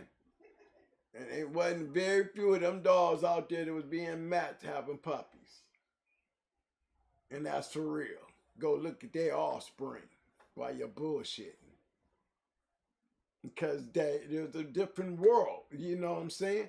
Y'all know when you match dogs, you match dogs. What's the damn, I mean, I knew what a risk I was taking. But, I mean, I never said I wanted to be no Maurice Carter any damn way. No, yeah, Sassy threw a bunch of puppies, but shit, Sassy was the one putting the working dogs out. Baby, I didn't put them, baby put one dog on my yard, and that was Water Day, and she went out to L.A. But baby was the only time she was bred was twice. I bred her twice. I bred her the May 2, and I bred her the Champion Twisted. That was it. That was it. So she did everything else on her own. Brat, same way. Brat was bred to 2 dogs. 2 dogs. Mayday and May 2. That's it. Pretty Mama bred to 1 dog. 1 dog. Beetlejuice. Tried to breed the Bozak. That didn't work. We tried to make the breeding the Bozak. You know, we ended up shooting her with a whole bunch of ace promazine, getting her drunk, and she still flipped out on the damn thing. So, you know, I don't know. You know, you got to be able to breed a dog a couple times, and it was not working. She did not like Bozak, and she wanted to kill Bozak. She didn't want Bozak touching her. You know, I don't know how, you know, me and Bob got Beetlejuice to get up on that ass. I don't know why that was such an easier task than dealing with Bozak, because the Bozak Pretty Mama this didn't work. And you're not going to have no puppies if you don't do it 2 or 3 times. You know what I'm saying? We didn't do it but 1 time, and who wanted to go through that shit again? You know what I'm saying? The shit. But I did get me a nice one. Wonder was a pretty nice one off of Bozak too. But yeah, on that note, you know, it's not about being a breeder and a dog fighter. Maybe you guys missed that point. Some of us don't want to be breeders. We're dog fighters. We breed to fight our dogs. We go through our yard not to have shit to breed. We go through our yard to have shit to fight. So steroids was never even a secondary thought. Well, maybe I want to breed the bitch later. Shit, give a damn about breeding. Right now, we trying to go win. Now, this bitch can make it through this shit and but see, here's the new thing though for me. If I was to do it again, if this hypothetically saying, if I had a chance to do it all over again, I'm gonna tell you what I would do different. What I would do different is I would learn how to use the uses of the steroids. And not only did I learn how to use them, but I didn't know how to come off of them. That's the part I did not know. What do I do for my dog when I come off? What can I give my dog to help me start reproducing his natural testosterone? Or my females to cut down on that high level of estrogen they start getting up where they just don't even come in the heat. Those are the things that I would want to know now. Because back then it didn't matter. Because me, I'm waiting on the next match to come up. Shit, I didn't care. Look at Buck Rogers. How many times did we breed him? You see me breeding Buck Rogers to Circle, and you see me breeding Buck Rogers to the shit. You know what I'm saying? Still no puppies. And he was a match dog. So yes, it takes its advantages. You can say your twin was fucking up his yard, but one thing about it, if I'm not doing it for the fucking puppies and selling puppies, what's the purpose? What am I doing it for? I got to be loving something about this shit, right? It's a known fact what I had to be loving, because I sure as hell wasn't doing it for no puppies. Huh? Wasn't trying to sell shit. Wasn't trying to sell shit. So what was Twin doing? Twin was going hard kennels. Twin was a dog fighter. Period. You can look at that any way you want, because he sure wasn't breeding shit. That's a fact. He sure don't have no problem telling y'all about him and his steroid uses. So what? That's a fact. So really ain't much left if you doing that. Why you wouldn't think that I was out here with all the people that know me. You know what I'm saying? And for those who don't, because don't nobody know you. Excuse me. At least those people we talking about over here. And if they do, you just ain't you was on the wrong bus, that's all. But everybody on this bus is pretty well known, you know what I'm saying? I'm just saying, y'all. Come on, give me some love on that. You know what I'm saying? So it's like, when y'all try to put the steroid game down, then that just showed me you ain't no dog fighter to be whining about it. You know what I'm saying? You want to fight your dog and breed your shit. I ain't nobody knocking that. That's your thing. Then you do that. Do whatever it takes for you to make sure that you get your shit right. My thing was shit. No. I want to fight. I'm trying to have fighting dogs. I'm trying to. I like putting dogs in shape and matching dogs. Now, all that other shit didn't mean shit. The pedigree didn't even mean shit if they wasn't being matched. Now remember, I mean, ever since day one, they show first thing, remember the hunter thing? Then you had the hunter, are you going to be a hunter or are you going to be a breeder? Or are you going to be both to be a hunter? Okay, you got them different levels. See, I'm at, I did them both just to be a hunter. So all the mistakes that I have for being more of a hunter, it affected my wanting to have puppies to be a hunter with. But the thing about it, in the long run, is with all the shit that we didn't get, look at the shit that came out of what we did get. Those are just, like you said, one breeding here or there. The only bitches who was really producing shit was the bitches that weren't being matched. And for those dogs to do what they did for me, the going hard line, you know what I'm saying? Hate all you want, but hey, you the one got to suck on that sucker. You know, you could have left it right there in the store. You know, you don't do licorice. So why pick it and buy it to complain about it? So if you don't do it, leave it alone and let it be. It's doing just fine where it's at. You know what I'm saying? And that's for y'all haters. Because y'all so quick to down something. But damn it, because I use steroids, so the fuck what? Okay, I didn't have a bunch of puppies. Who said I even wanted to deal with puppies? I still got a name. Doing what? Sure wasn't moving no damn puppies. Okay. So you want to be a fighter, then you be a fighter. Fuck all that other shit, man. You want some wins? Get you some steroids. You know how to use that shit, man, and put them motherfuckers in that ultimatum. You know what I'm saying? Every time you put your dog in that box, don't you know you putting your dog at risk? You know what I'm saying? You might not come home with your shit. Or you might win and still die. You know, you still boil down to how you feel about these weeks you put in this dog. How do you feel about that? You know, I don't know, some of these guys, you know, they send their shit off, have somebody else do it, but then, you know, they want to stand there and suck up the glory on you know, and don't know how great the dog is in shape or not. They depend on trusting somebody else.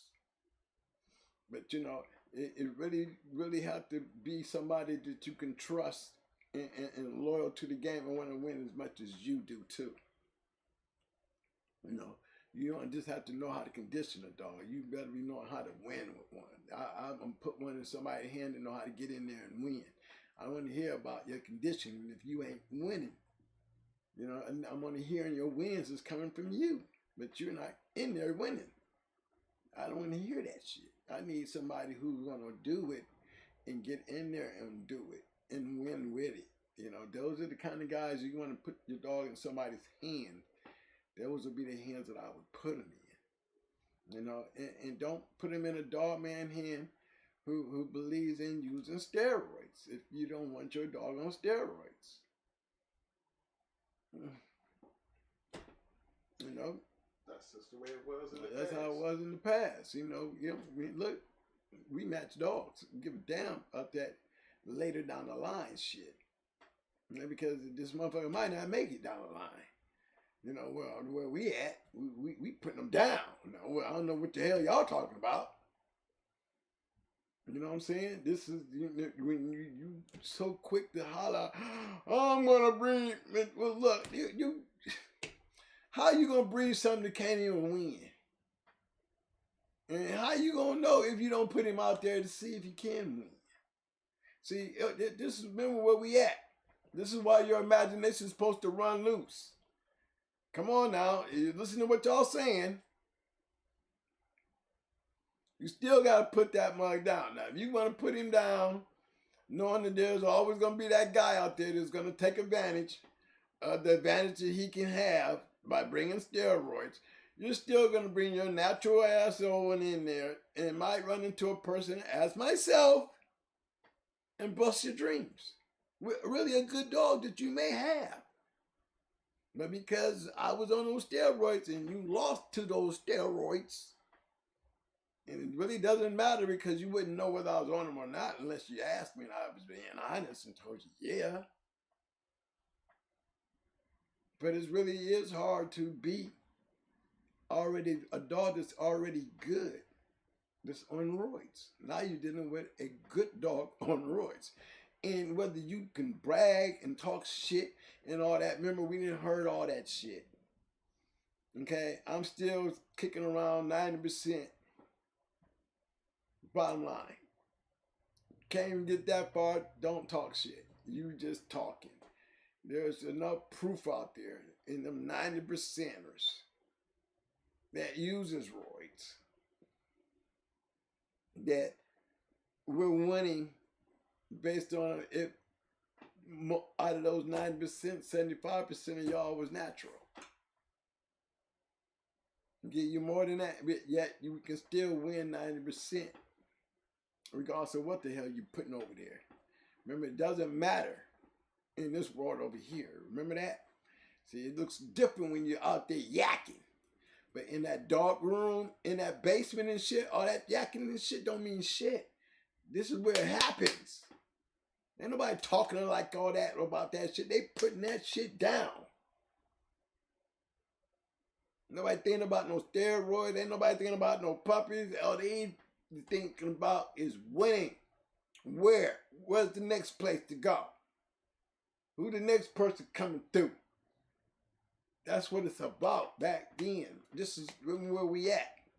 So take your imagination and take all that other shit that should have never made it on the bus. And just imagine you not using steroids and really thinking that your shit that good that you can go out here and win in the fast lane. Many guys will sit there and tell you, hey, well, you know, but you guess what? Well, I'm talking about them 90%ers. Them ones that we can talk about. Them ones that their names was evolutionary, legendary. Them steroid users. Those, you know which ones. Like most dog men you heard say, they always doing it, even if they didn't want to admit it. There was a reason why. Because if you wanted to compete, you better get on. You better be you on. You don't want to be caught without. You sure didn't. You can have a good dog, and I got a good dog, and I'm still at an advantage. Why? Because I'm on steroids. Regardless of what you say, that's an advantage. Whether you like to hear that or not. I'm natural this. It don't make a damn difference to me. Get him over there in the corner. That's it. That's why we put them down. That's why I wasn't thinking about no damn puppy, because that's what it takes to do that. You know, what am I caring about some damn puppies for, and I'm still matching dogs? So you're not going to find a lot of that shit. Twin didn't really have a bunch of damn dogs. The dogs that I had, I raised to put down. You know what I'm saying? And it's exactly that. Leaving the game, I was breeding mate to everything that was going out the door. Everything that was coming in heat was getting bred to me. Everything. I had pregnant bitches I was selling when I left the game, because I was trying to put as many of my dogs out there as I could. And he was not a match dog. Yeah, yeah. Yeah. That's where a lot of those dogs came from. And Sassy was already the whole time. She was having puppies. She was a brood bitch. She was what you want to call an A1 brood bitch. Bitch come in heat 90 days. When her puppy's hitting 90 days, she's back in heat. He was one of those kind of dogs. Every 90, when she had little puppies, by the time her puppy turned 3 months old, she was back in heat again. And she was a brood bitch. And I bred her till the wheels fell off. I actually, I noticed her, one of her breedings, she was killing her puppies as she was having them. I knew it was time for me to stop. She was tired. She was done. So I left her alone. I think the last breeding I made with her was Twisted. That was the puppy she was killing. Yeah. She's killed. Yeah. What you standing there? You seen? Oh hell. Yeah, yeah. She's killing these puppies. Oh hell, I got to get this. I got to save these. Now I'm babysitting and taking them away from her. No, I can't. You can't. She can't have these. And she didn't even win up that litter. I couldn't trust her no more. So I didn't ever breed her after that. But yeah, that's where Sassy and them come from. Buddy and them. Mm-hmm. Yeah, that's where they came from. Off of Sassy. Remember, she was trying to kill all of them, wasn't she? She was trying to kill them all. She was like, I'm not putting up with these bastards. Remember, I kept Buddy for last of that last, all them years, and never got a breeding off that one. Never bred him. Never bred him. Off of Twisted and Sassy Girl, too. You know what I'm saying? That was some shit, though. Yeah, that was. Remember, we had bred Roger Ramjet to the daughter. Roger Ramjet to that little Roger Ramjet, that male. They stole him, man, but let me tell y'all something, boy.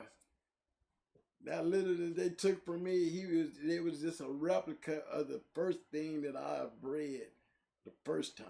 Remember, she didn't have that one male. And he was a woo. He's a monster. He was a monster. A monster. See, when you're matching a man and you can get puppies out of these dogs, be grateful. You might not have maybe one litter. I know I bred Buck Rogers, the Syracuse, and the shit. There would have been some great breedings.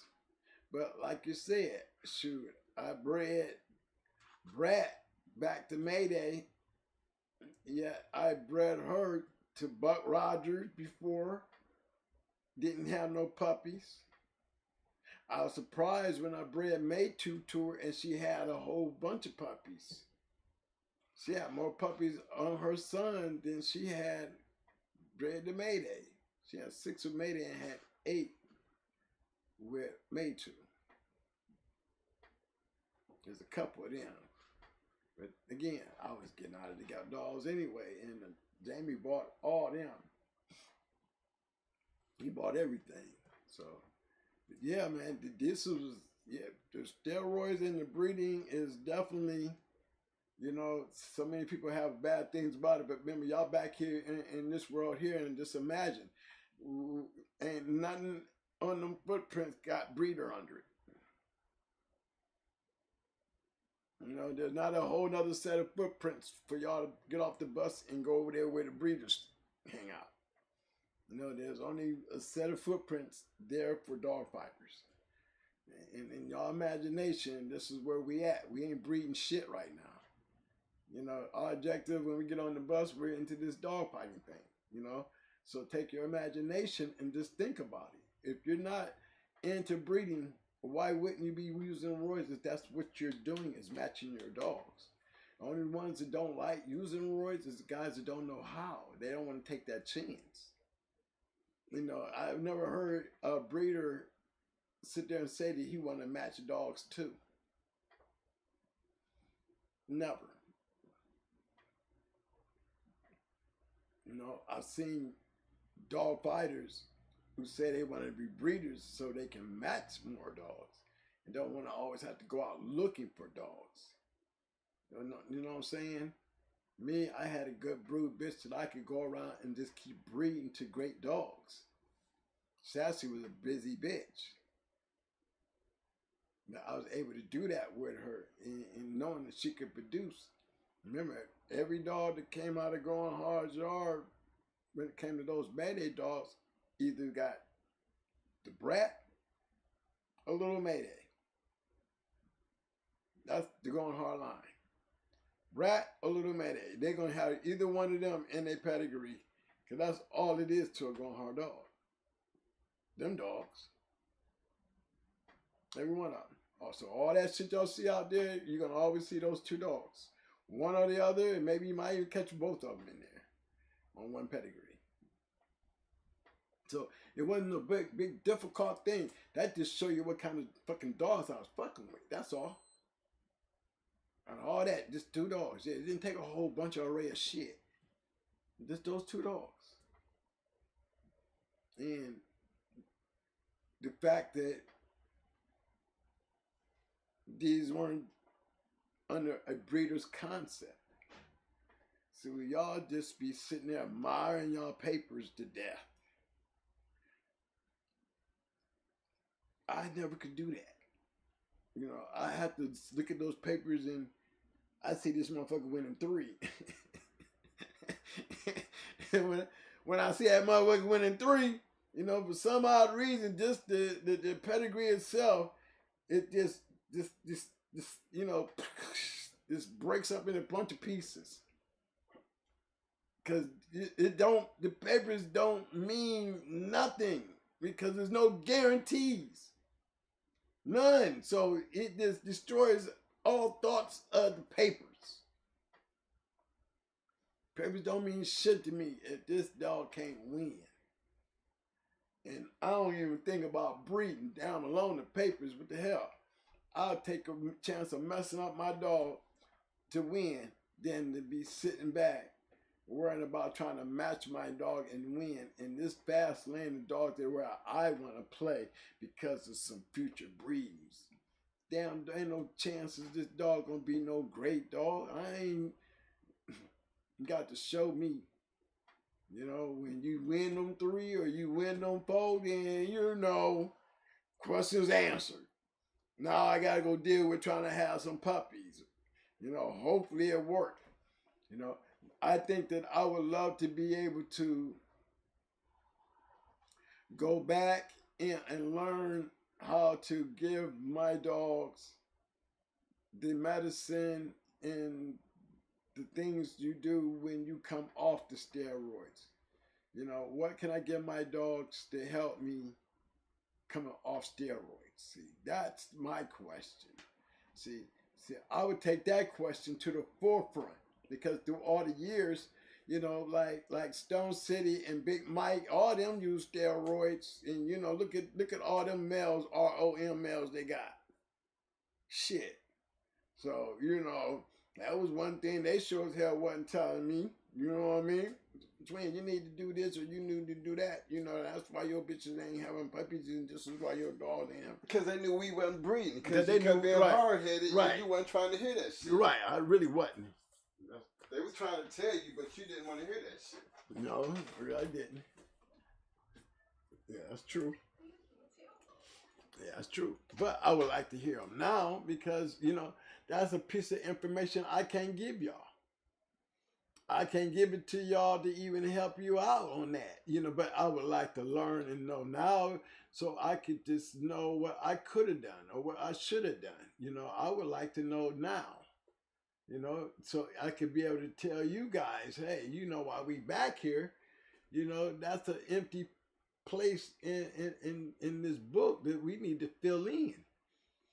And since we back here, you know, y'all guys need to take that with y'all home and use that as homework. And next time we come back up in here about some shit like that, we, you know, we get some better communication. You know, y'all got the email on there. You know, I know there's an email going hard reloaded at gmail.com. Y'all send me send me any information that y'all can help me with. You know, because I would like to know so I can be able to sit there and tell the guys that really are hunters and you know, and just the thought, you know, that it would be a wise thing to do anyway if we're going to continue to use our roys back here in just the imagination of understanding that, knowing, you know, that we can get more out of our dog if we just do this. Why we doing that?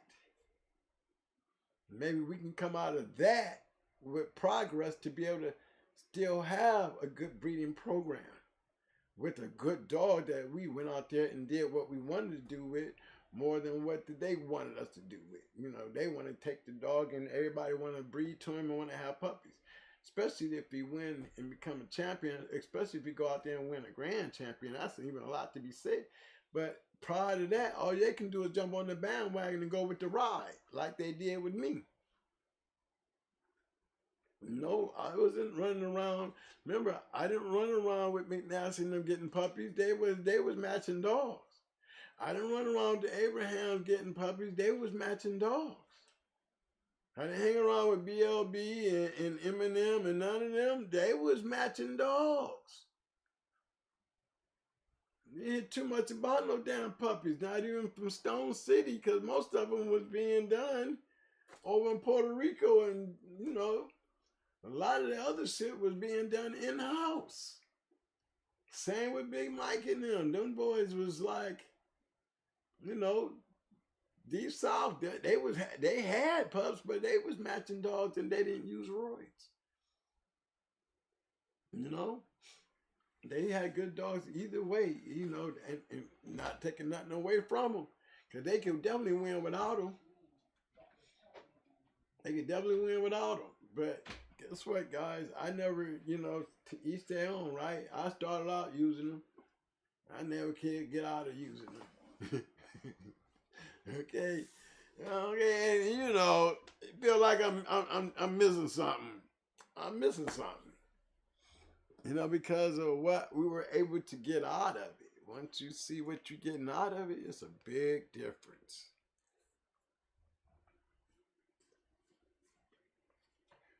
Now, when you're using, my man, NC Honey Badgers say, when y'all say protein, Well, too much, are you counting supplements as well?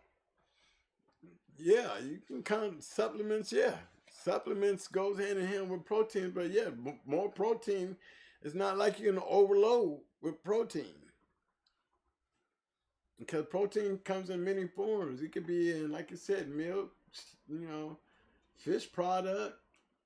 I use a lot of, like I said, jack mackerel, and I still use cod liver oil, peanut oil. I be using all that shit. What peanut oil, cod liver oil, jack mackerel oil, yeah, and still feeding the salmon dog food, which is like 34% in the protein in that in itself. So protein does help when you're trying to beat up some stuff that when it's like building a stress level up. If you're building a stress level up, you got to be able to tear it down for it to be built up, and basically that's what you're trying to get out of your feed to be able to keep you going.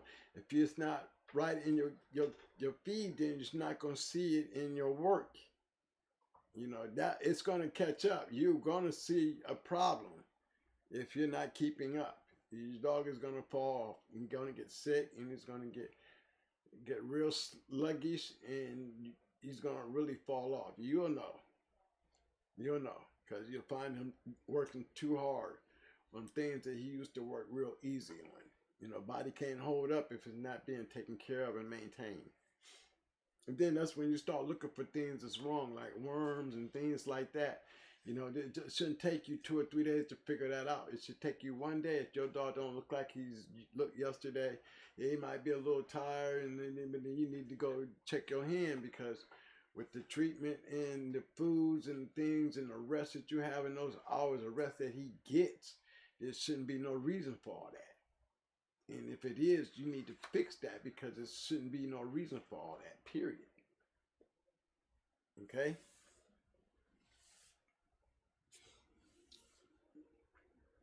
Where we at, Mike?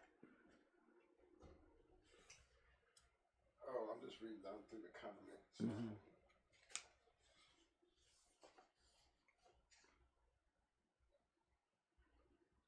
Windmill! I see you, fam. Scratch Line News, little bro in the house. What up, fam? Let's see. Mm-hmm. If there's anything else that you wanted to speak on that protein situation? Not really. I was going to take some questions and shit, but then nobody called in. Everybody's on this other thing, so I don't know what to do with here. They associate a lot that they do with horses, they do with dogs. So. Mm-hmm. That's true. They just don't feed horses meat. Anybody feed their horse? Did they feed race horses ground beef? I ain't never heard of that. Anybody heard of that? I didn't. Let me know. Ground beef.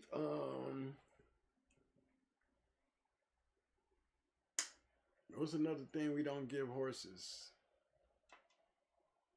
Do we feed horses fish? I don't raise a horse, but do they give horses fish and shit? Tell me. Mm-hmm. See, I need my phone here. How does it matter? Juice extra. Okay, I got my phone now. I got my glasses on. I'm going to go in here and see what y'all talking about. The live videos will be unavailable, so they will have to watch the episodes. Cod liver oil, corn oil, yeah. Eggs, protein synthesis, yeah. Yeah, I use red cell tournimentana. Only use it for like 3 weeks. I saw dogs running hot faster with that. No, they just use it for 3 weeks. And then how much is they giving them? That plays a big part too. How much red cell do they give these dogs? For a dog to be running hot just because they own red cell? Something wrong. You know, I like to know the dosage of red cell that they be using, because I think red cell is good, a good blood builder in the early parts, tearing that body up when his body wasn't used to it. You know, 3 or 4 weeks in, then I stopped. I don't really need it. You know, but it's good to have when you first start out tearing up that body. You know what I mean? My man Uncle Willie came through. He said, real cell, first 3 weeks, blood count, 4 weeks to clean.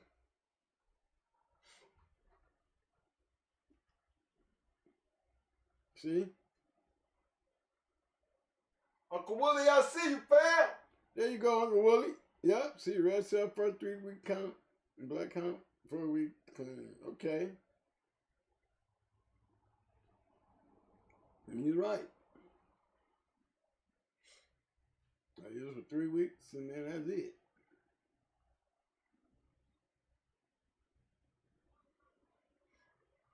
Yeah, iron and vitamin C is superior, but you know, I mean, red cell, it's a product. I just think again, you don't like it.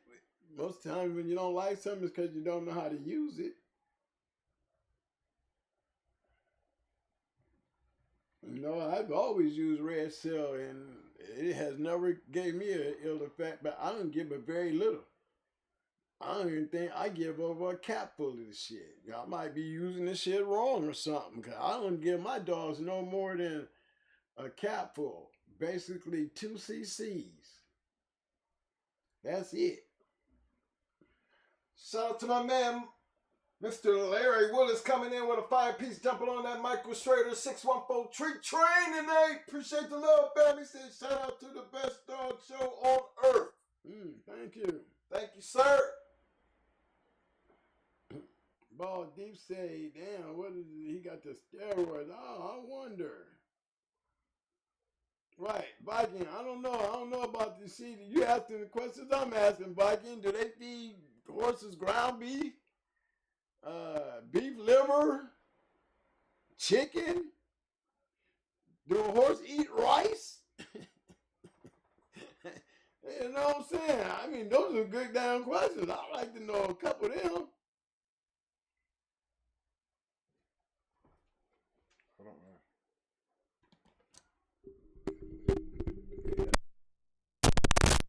You want to lift it up some? Might No, it just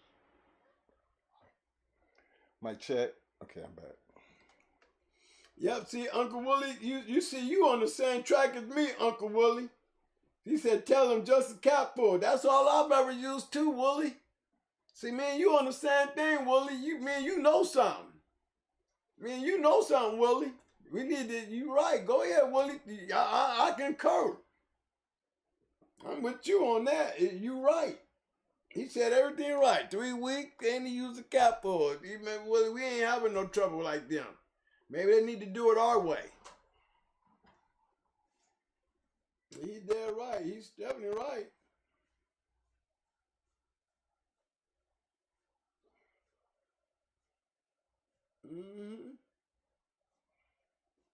Yeah, look. Then you got pressure Kennels combine say all you need is that capful, and he's right. Don't need nothing but a capful.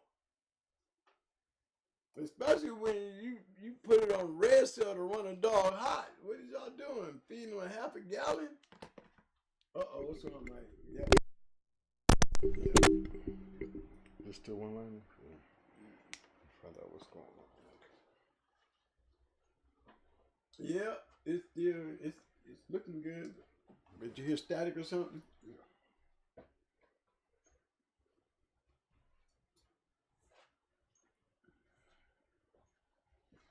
I tell you what, Tony, vegan, and I don't know what that is. Is that some kind of goat or lamb or something like that? Let me know. But because I don't know what that is, I use beef though.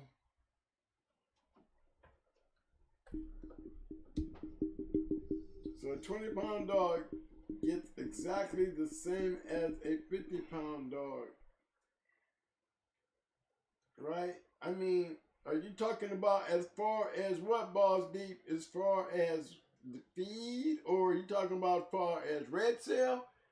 Yeah, a cat food, don't matter what size the dog is. It wouldn't kill them.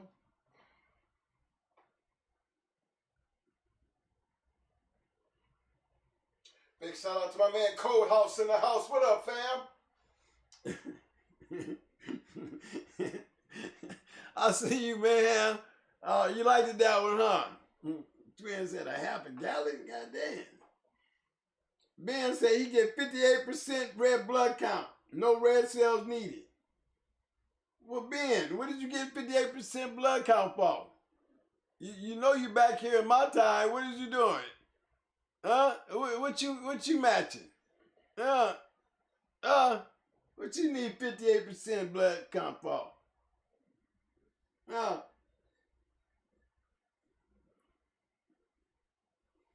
I seen so much protein cause hot spots in dogs, start paw chewing. Yeah. But then, you know, again, remember what Mike said earlier about, you know, you feeding your dog a lot of protein and not doing no work with it. Yeah, I think when you feeding your dog protein, your dog need to be working. I mean, remember the question and all that was really based on not the maintenance of your dog, but the conditioning of your dog. You know what I'm saying? When it comes to protein. Now, if you feeding your dog protein diet and you having your dog get fat off this protein diet, you're gonna have skin problems. You're gonna have skin problems because that's just too much protein sitting on a dog that's not being burned off. Protein is used to be burnt and worked off. You know, you gotta remember that, guys. And again, the Uncle Willie, he's saying it. 20 pounds gets worked just as hard as a 50 pound. Willie, yeah, Willie, you need to call in and talk to me, man. Oh, Uncle Willie, he know his shit. Tell Uncle Willie.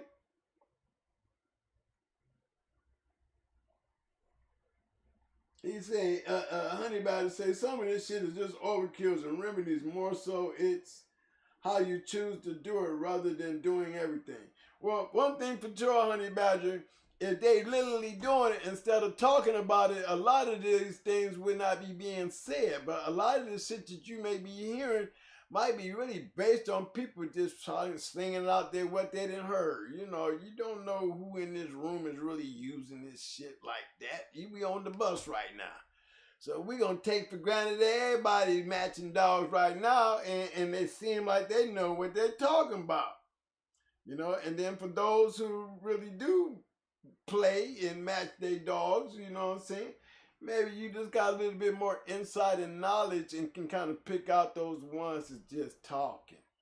You know, but remember where we at. Everything here is just all balls to the wall, all right?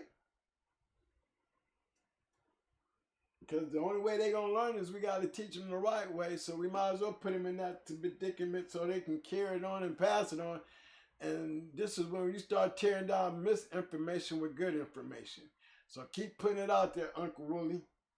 You know what I'm saying?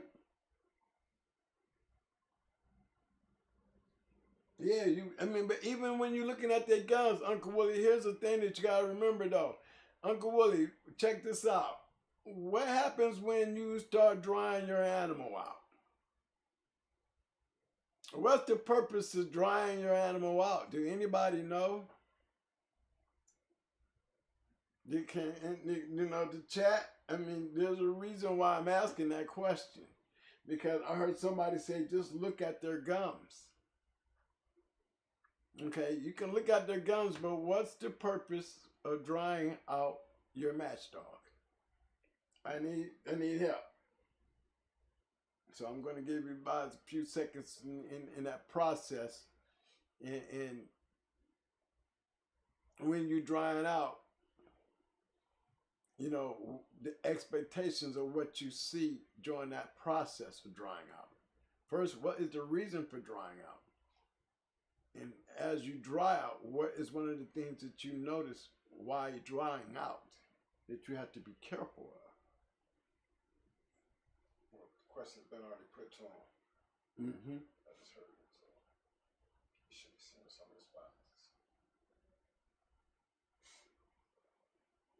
See, Ben got some bisons in it. Bull's blood. 58% blood count is for breathing underwater. Everyone knows that.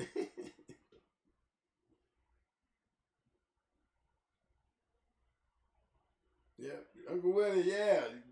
You're going to see what I'm talking about when maybe somebody will pick up on that. New age, new way. Red cell was part of 19th century dogman health kit. It was good for the times. Nowadays, they have new improved product as they should, but however, it definitely worked. Okay.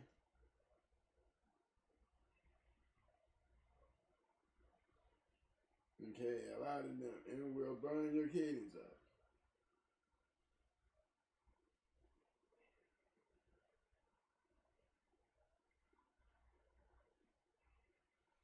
That's true, Mac.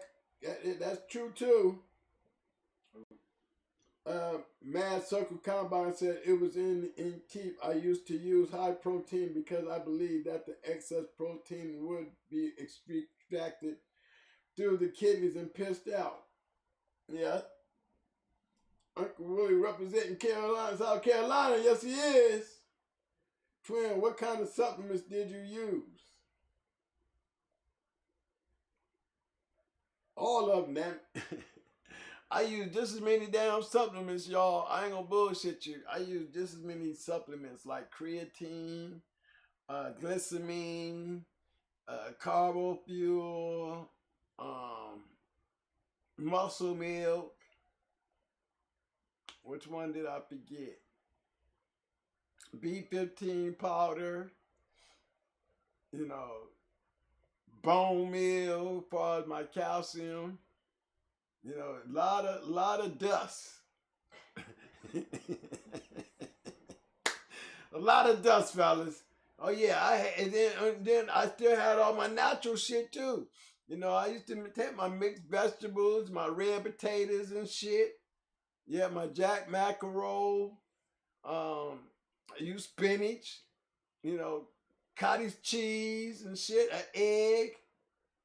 Yeah, boil that shit with that ground beef and that beef liver. Shit, dog. That dog. If you working the shit out of him, that dog is eating a lot of food just to keep weight. If you working the shit out of him, man, I'll put a dog on there at 53. By the time I get done working that motherfucker at the end of the night, he at 49. Yeah. That's why mine got to eat a lot during the keep.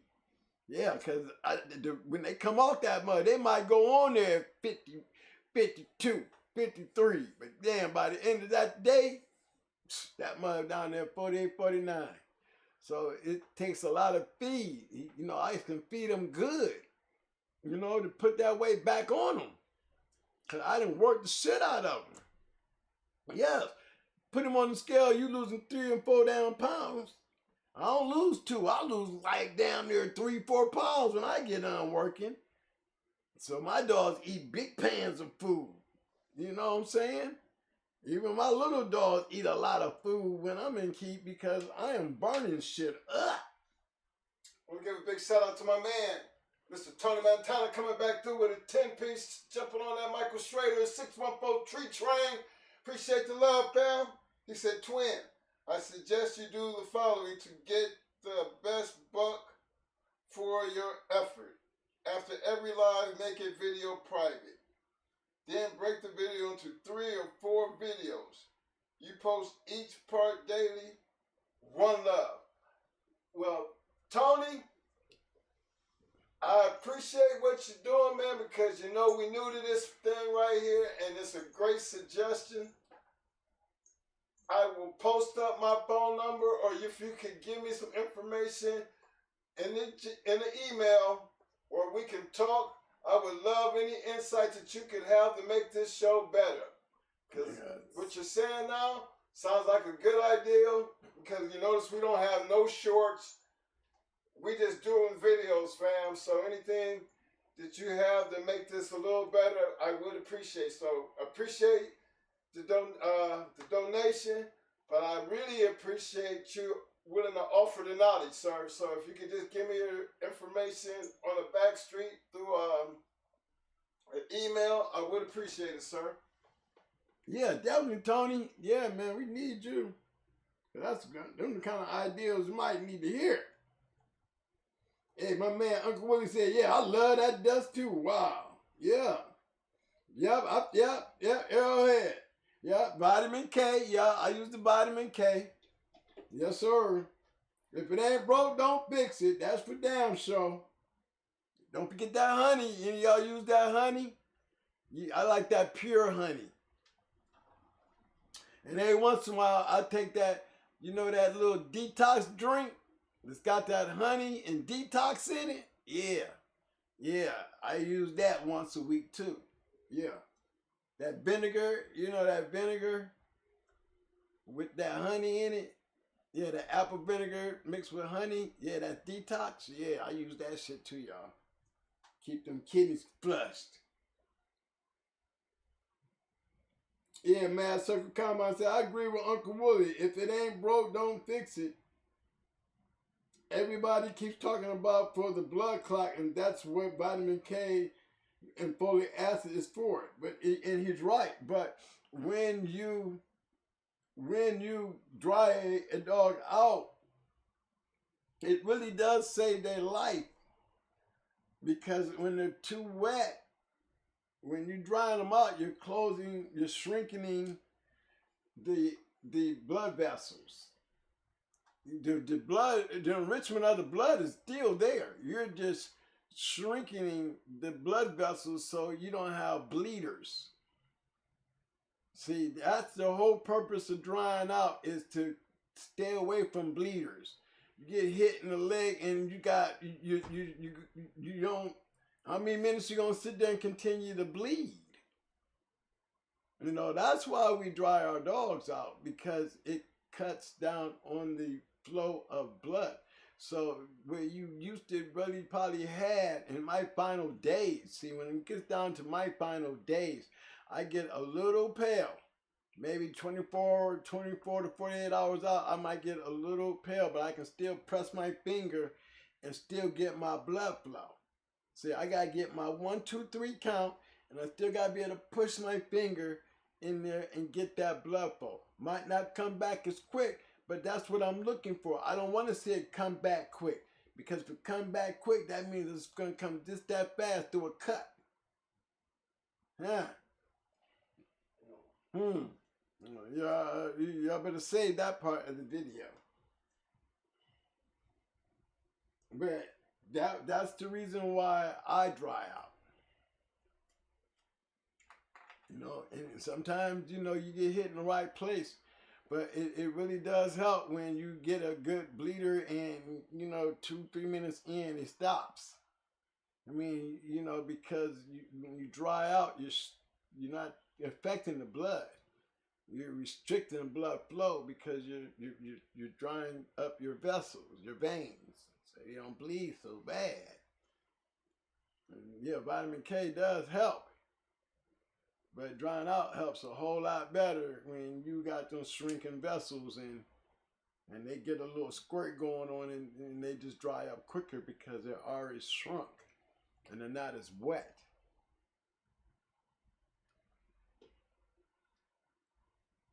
Yes, vitamin K is definitely worth it. Like Uncle Willie said, it stops in about 10 seconds. He's right too.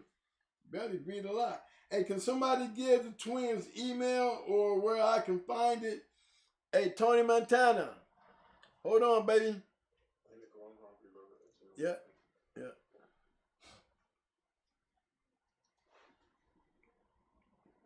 Hold on, Tony. We got Mike coming to the rescue, homie.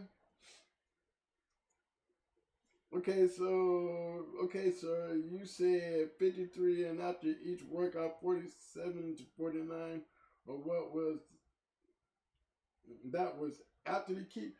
No, that was after the work. Like, say I come in, you know, after shitting out and all that, he's in at 53.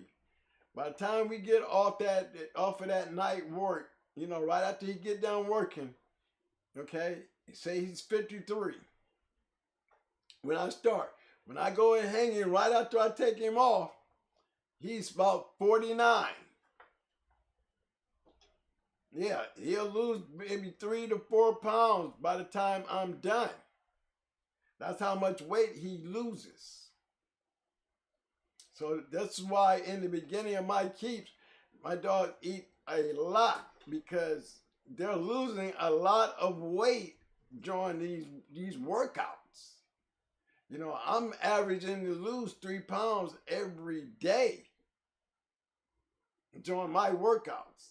That's how much calories that I'm burning. 3 to 4 pounds a day. But I'm trying to feed them to get them back, because when I wake up in the morning and I'm hanging them, I want to see that number, and I'm consistent. I'm back at 53. And see, I work that thing all the way down because the body is going to take me down to the weight that I need to get there to. I let the body do that. And I can just feed as much as I need to because I don't want to be running short on nothing while I'm asking for so much during the keep.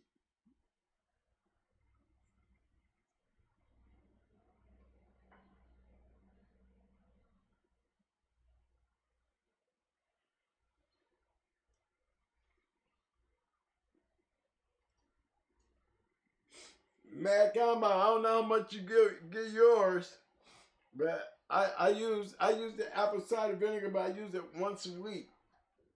And the reason why I use it with the detox honey in it. It's the vinegar, but it has that honey. Mine is mixed with honey. Even though I still use raw honey, I still use the apple cider vinegar because it not only does it helps, it does burn a little on fat end, but it also helps me, you know, on the kidney end too, because it's a good kidney flusher. That it is. You didn't know that.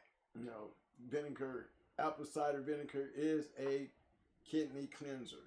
And then how much are you giving your dog? I mean, again, it's like red cell. You shouldn't give about a splash of apple cider. It's not even a half a cup. That's too much. 2 cc's is barely, you know, I wouldn't go over 2 cc's for damn sure. Because, you know, anything over that's too much. You're just putting it into the system. It don't take a lot to get the job done. Okay. Me too for the reason, okay. Look at that. Pitbull Tone say, me too. That's the reason I dry out, okay?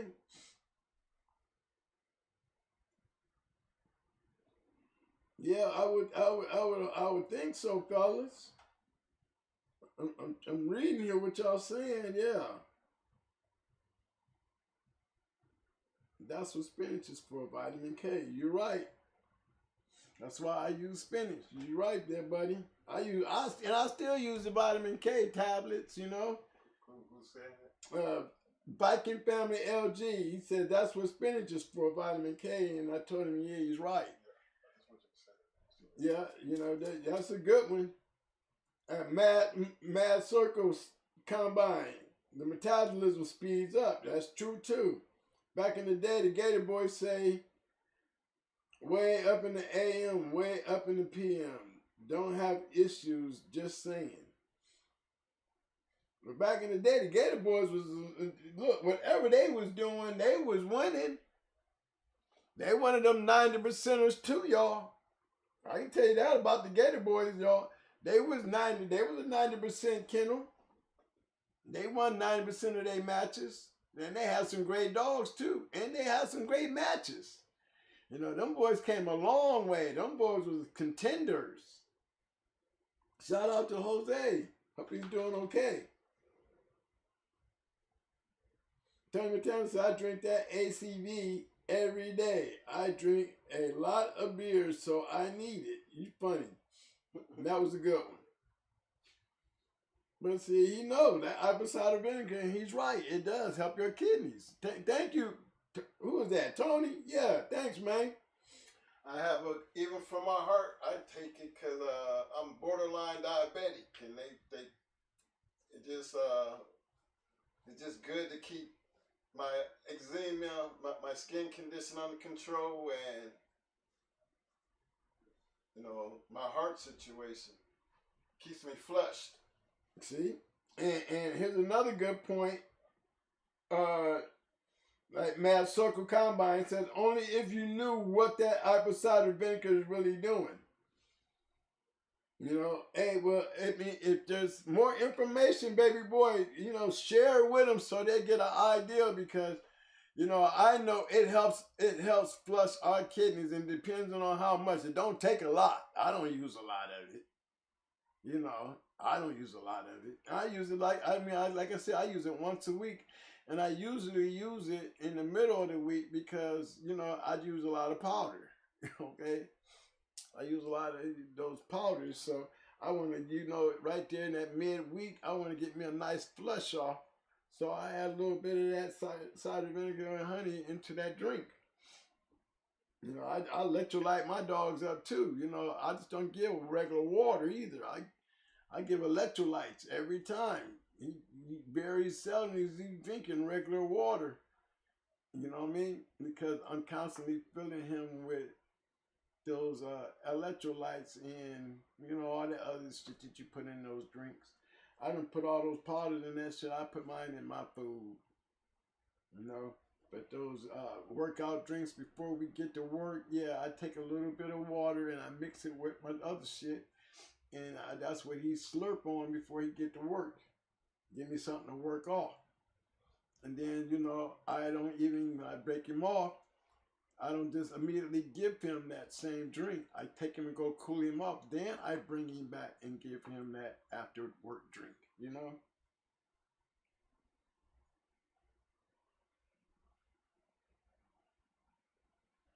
Okay, I see what you're saying, Combine, but damn, you got to drink a lot of damn vinegar to be going that once a week. It should not cause all that. It dehydrates the organs, so shrink, and folks think that they got the gut fat out using. Oh, okay, I see what you're saying, but yeah, they have to drink a lot of vinegar even when they use it for fat cutting.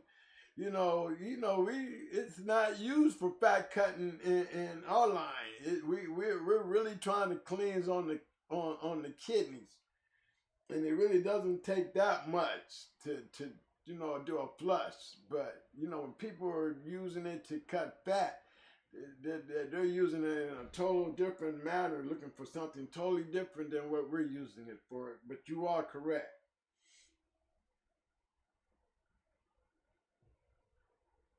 He said, soak and bathe and spray that apple cider vinegar on the animal. You know, like that pre-rose and that primrose and that cow liver oil. Yeah, that's the best. Yeah, you're right too. Yeah, that's a good one. That's a good one there. But I use the cod liver oil, and I still use it. Who said that? That was Balls Deep.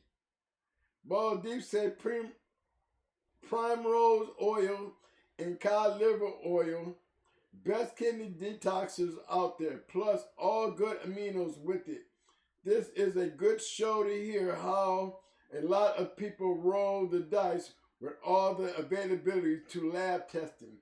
Amazing. But you're right, Balls Deep. Good point. Uncle Willie said, take some fat out your cells, so honey and vinegar work for a man as well for that thing, that little thing, I guess. He said, Tony Montana said, I mixed the ACV in a 2-liter soda bottle. I cover the bottom nipples with ACV. Then I add crystallite powder intended for 8 ounces. I add 2 liters of water. I drink that while I work. 7 to 8. Damn.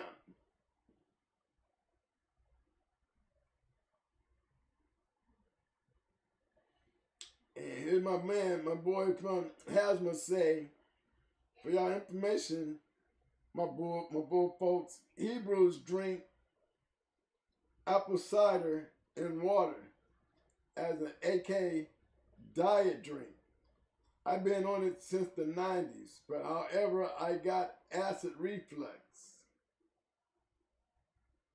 For your information, it definitely helps maintain weight. Hey, but Hasma, is that what caused your acid reflux, or does it help it, or do you think that's what caused it? Because, you know, I mean, apple cider vinegar, boy, that shit can tear up a gut. You know what I'm saying? It's good for flushing out kidneys, but, you know, the glasses and half a glasses and 2-liter glasses, and that's a lot of vinegar to me. I think I can drink that kind of shit. I can drink apple cider juice. You know what I'm saying? That ain't vinegar, though. That vinegar is a whole different gall, boy. That goddamn vinegar is something different. Yeah, that goddamn vinegar is something different. Mad say that honey ain't no joke, especially mixed with chicken broth and coconut. You sure ain't, man. It sure ain't.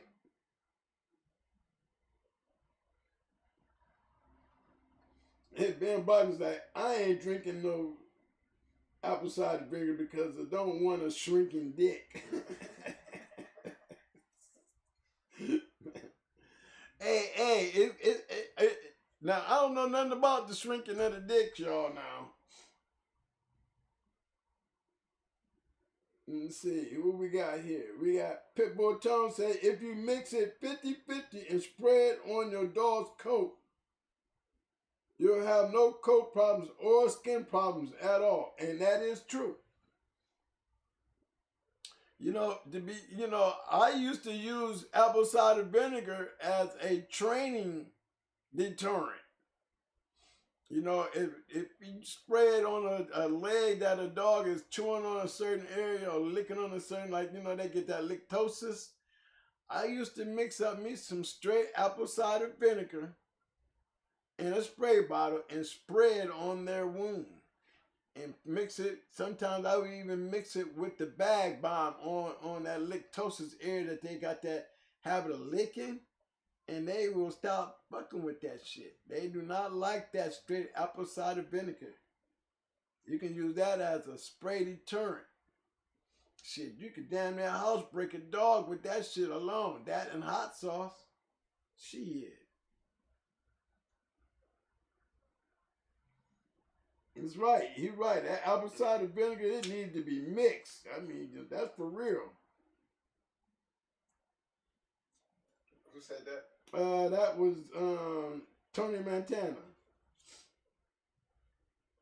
Yeah, Arrowhead said apple cider vinegar is great stuff. I mean, I like the way I like the way we bring that shit up, fellas. I mean, even on the apple cider vinegar, because so many people who really don't know, if they watching this show, they getting different opinions and different aspects on how to use it.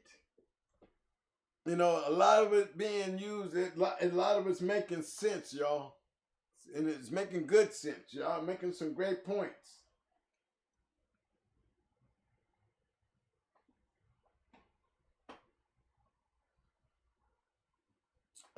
Let's see, most skin problems people get on their dogs is caused from coconut oil, and they don't even realize it's a great thing to use, but better not go crazy. Right. That's just like with the red cell. That was said by Balls Deep.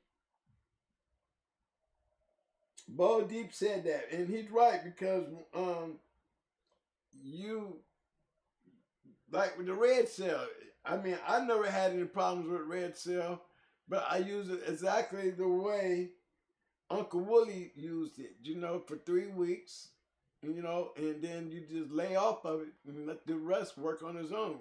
He cleans them up. But it's what, like I said, a capful, but not enough to be thinking a capful of red cell make a motherfucker run hot. Because if he was doing that, the hardest part of a keep is the beginning on a dog. The hardest thing for a dog to go through is at the beginning of the keep. If y'all didn't know that, there's more things that you run into. The body goes through so many different changes. You have to be ready, almost like that very last week, before, when all the work stops and then you got to rest, and, so many things can go haywire. Well, those two periods right there are very important periods that you have to really be really up on your animal and really need to know what happens and what to do in the circumstances that you run into. And, if you match enough of these dogs, you know exactly what I'm talking about. What are the signs of too much coconut oil intake in working dogs? That's a good question Tony Montana asked. He said, what are the signs of too much coconut oil intake in a working dog? I like to know that too. And like when immune, use everything you hear, but you do it in small doses. That's about what I say too there. I'll say the same thing. You stay as close as to using more natural than anything else, you won't go wrong. That's for real. So I still use the regular old natural food, but I know I ain't overdoing my powders because, I'm feeding so much natural food with my shit because I'm still trying to pack on 3 pounds. You can't pack on 3 pounds that you just lost in powder. It's not going to happen. So it's going to take powder in my food, but that weight got to get back on through the food that I'm feeding. And you remember what we talked about. What kind of foods are we feeding? You know what I mean? Hit rewind and you'll catch the most of it.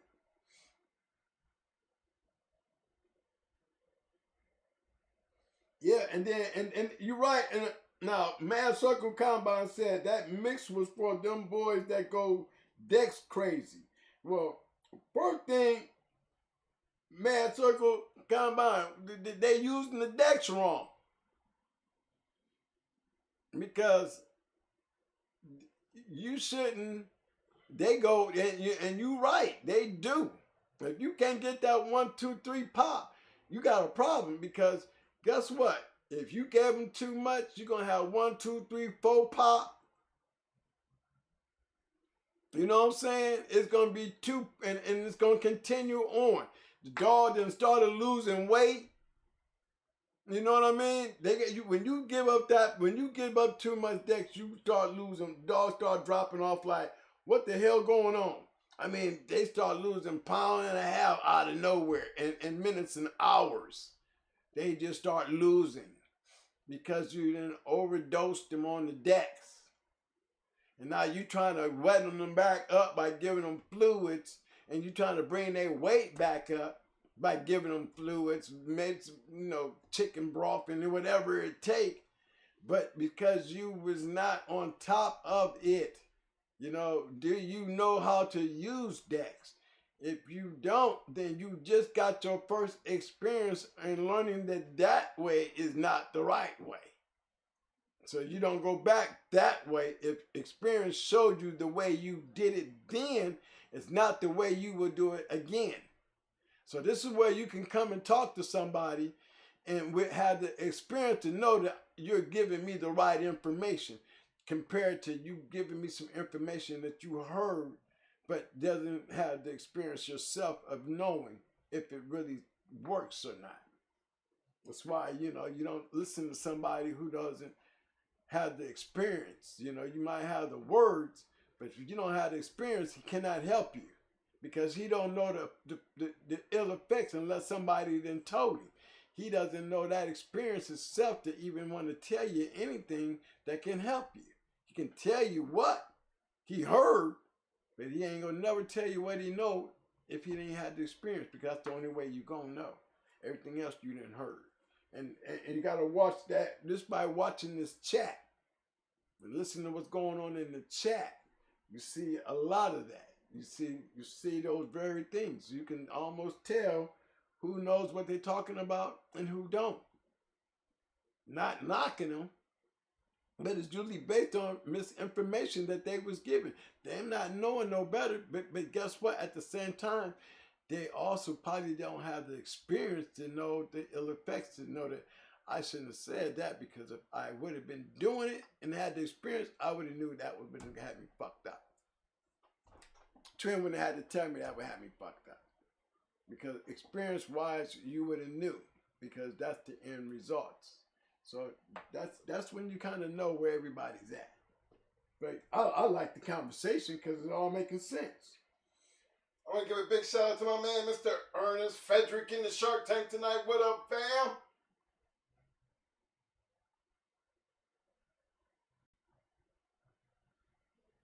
Yeah, lesson of the day is there's more. Yeah, killing fungi on the skin. Some dogs get a little yeast between the toes. Yeah, that's what I do. I spray it on there.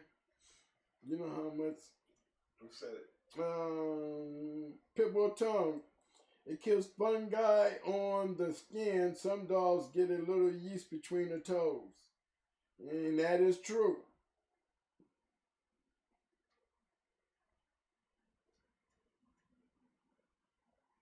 Again, pit bull tongue. Red cell can make your dog run hot if abused. Again, I said we're down. Like I said, you know, what they doing? They giving their dog a half a gallon of this shit. I mean, red cell is a good asset, but for it to become an ill effect, you definitely using red cell wrong. Especially if you're running hot. If you're using red cell, you're gonna run hot during your key. I mean, that means you can run hot during your work. Your dog is still stressing every damn day that he's supposed to get better, but for some odd reason, he's not moving the bar. That means he studied foaming and he studied and you mean you can't tell there's a problem after maybe 2 days of this shit? Hey, don't tell me about what happened in the damn match if you couldn't see it in the damn key. Come on now. Makes sense. If you can't say it happened because of the key, if you didn't see it in the key. Because if you saw it in the match, then damn it, you saw it in the key. Period. Right? Come on.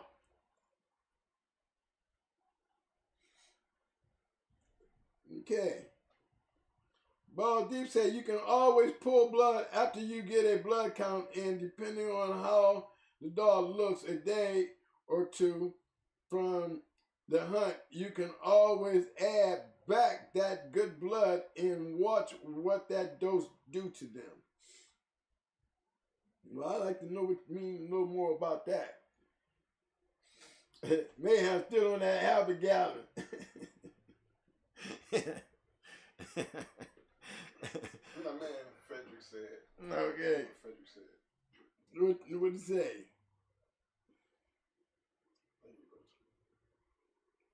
I can't. Oh.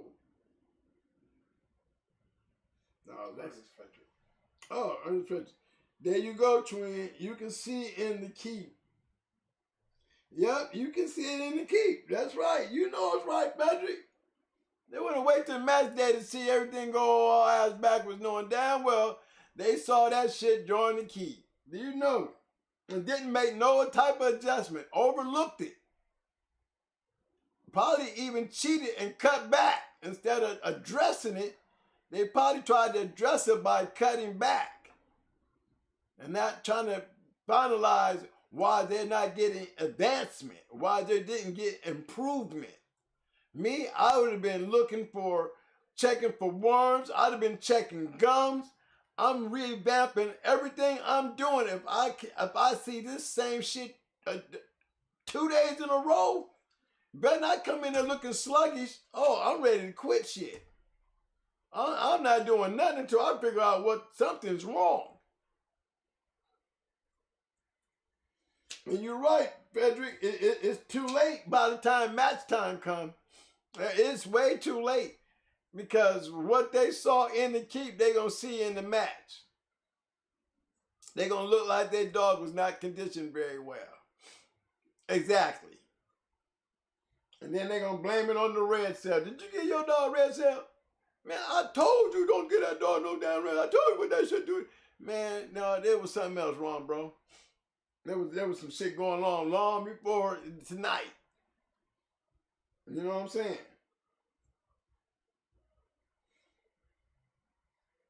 K9 athlete, hydrate in recovery. Yeah, that's a good motto. Hydrate in recovery.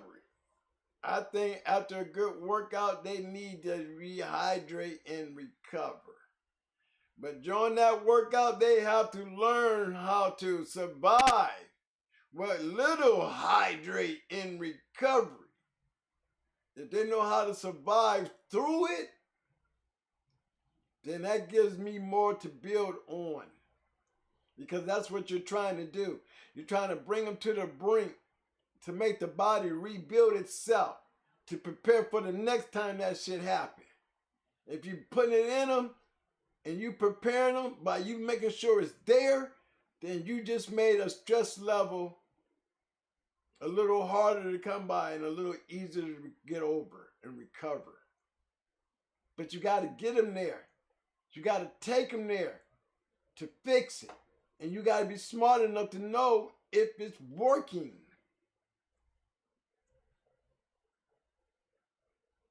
Hey, Professor Kennels said, it's always the red cell's fault, twin.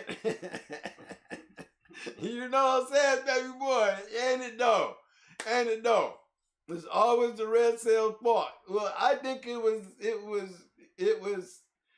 the conditioner's fault when you rest a week and you still running hot. Okay, you saw it during the keep and you figure you got that week of rest that you gonna be all right. So the whole time, what you feed me, probably the same shit you was feeding them to go ahead and make weight was the same shit that had him running hot through the whole damn keep that you figured this week of rest was gonna take care of. Yet the same night, when you go to put him down, you looking at the same shit you was seeing in your keep. And it didn't have nothing to do with the rest. Had everything to do with what the way you was feeding that dog. Because if it ain't the work doing it, it's your feed that's doing it. If your dog cannot increase, then it's your feed that's hampering your animal. Understand that, fellas. Right? Balls Deep says, okay, let me see. Let me get with Mayhem. I'm surprised no one knows Orbis mentioning the Calmania. Now, I don't know what that is, but I sure would like to know, Mayhem. Balls Deep says, problem is when you see the problem, you're already a week plus behind, because now that the problem doesn't go away overnight, it's in their system. So now, what do you do? Well, it's called pay the forfeit. Okay? Or give your money away. You know, go on in there, act like you want to keep a secret and wonder why everybody looking at you mad. Because you didn't say nothing. You just let it go. Everybody betting on you. You know what I'm saying? You go in there and everybody losing. No, you go ahead and save everybody the headache and pay your forfeit and go home and clean up your shit and get hooked up again and this time get it right. So, still going to the same dog then you seen in the... Yep. You're right.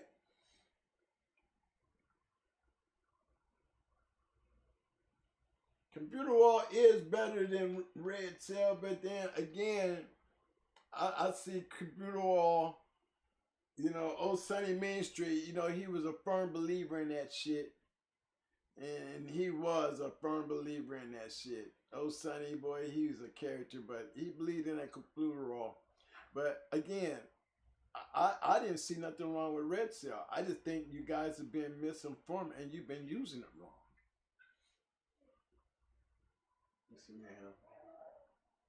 Calmania is a performance supplement. Look it up. Oh, I'm gonna look it up. It will show your animals. It will have your animals shredded.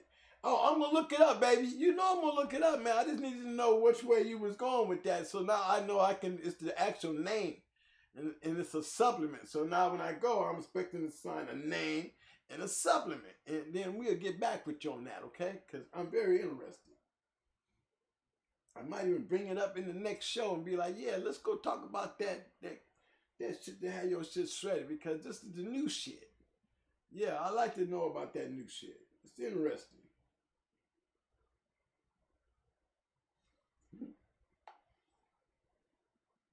Somebody said, William Mills said, buy your match dogs from a hunter's favorite peoples. Then listen, watch, and learn. Ain't that the truth, though, William?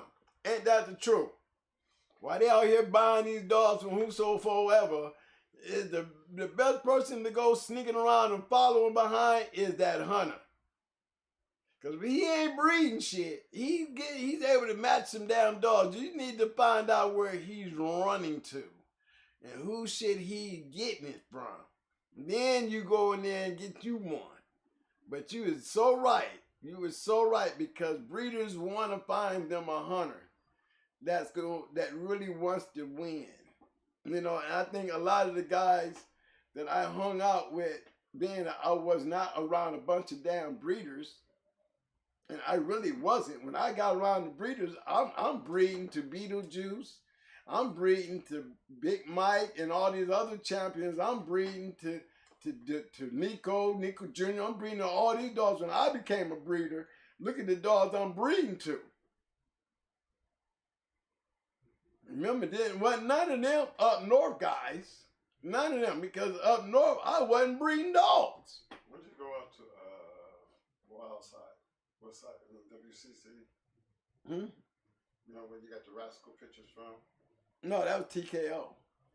That was TKO. He had Rascal. Yeah, that was TKO. Yeah, when you talking about when I bred Dusty. Right, that was that Rascal shit. See, I knew about Mr. Goodyear, and the guy who had Rascal, he had that damn Rascal's son. And I actually got the okay from Pope. I actually went to Pope and said, man, I want to breed to that dog. And he gave me a blessing. And I called him and he told me, come on up. And that's how we got that breeding off. But that was the only breeding that I ever done. The only one. It was that breeding right there.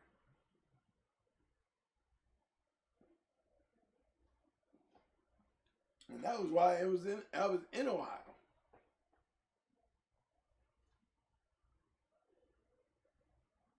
I remember when I bred Timex to Star. And remember, the puppies got out and he killed all the puppies. Now, that was a crazy ass dog. He didn't give a damn about them puppies. He didn't care. These little puppies yapping, yap, running over to that motherfucker. He killing them as they coming. Come on, you little man. Kill them all. Killed every single one of them. Puppies run over there till they died, and he just sitting there eating and killing all of them. Big shout out to Nation's Best Kennels in the house. What up, fam?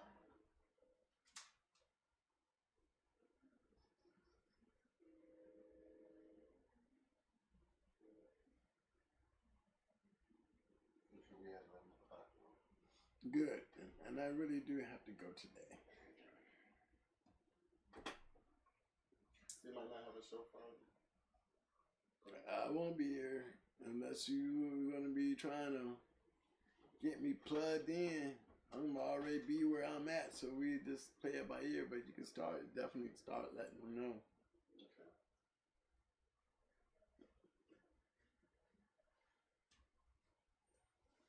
Well, guys, it's 11 o'clock now, and I see that we need to get ready to call it a night.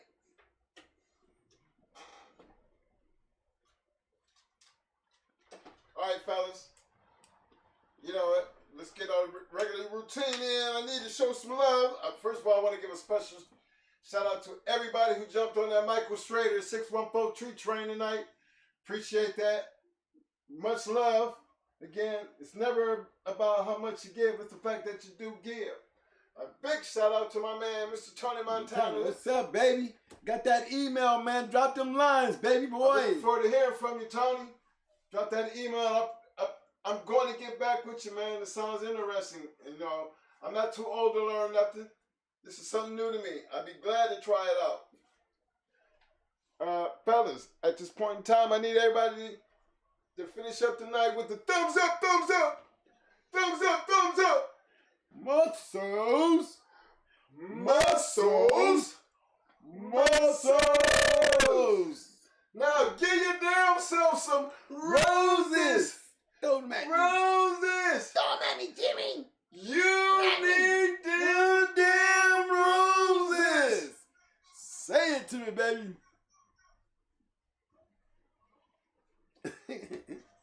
I'm over here looking at myself. Muscles, muscles. Mike, check. Yeah, I'm still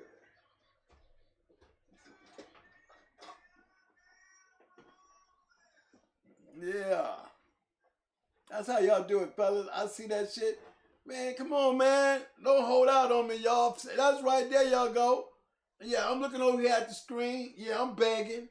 I'm begging like the like button. Come on, y'all. Give me some pages. Yeah, like that. Yeah, I see it. Yeah. That's what we talking about, baby. Yeah, that's what I like. I like all that shit right there. Yeah, give me some of that shit. Yeah, that's what I like. Ready to go, fellas. Ready to go. Show the love. Show the love.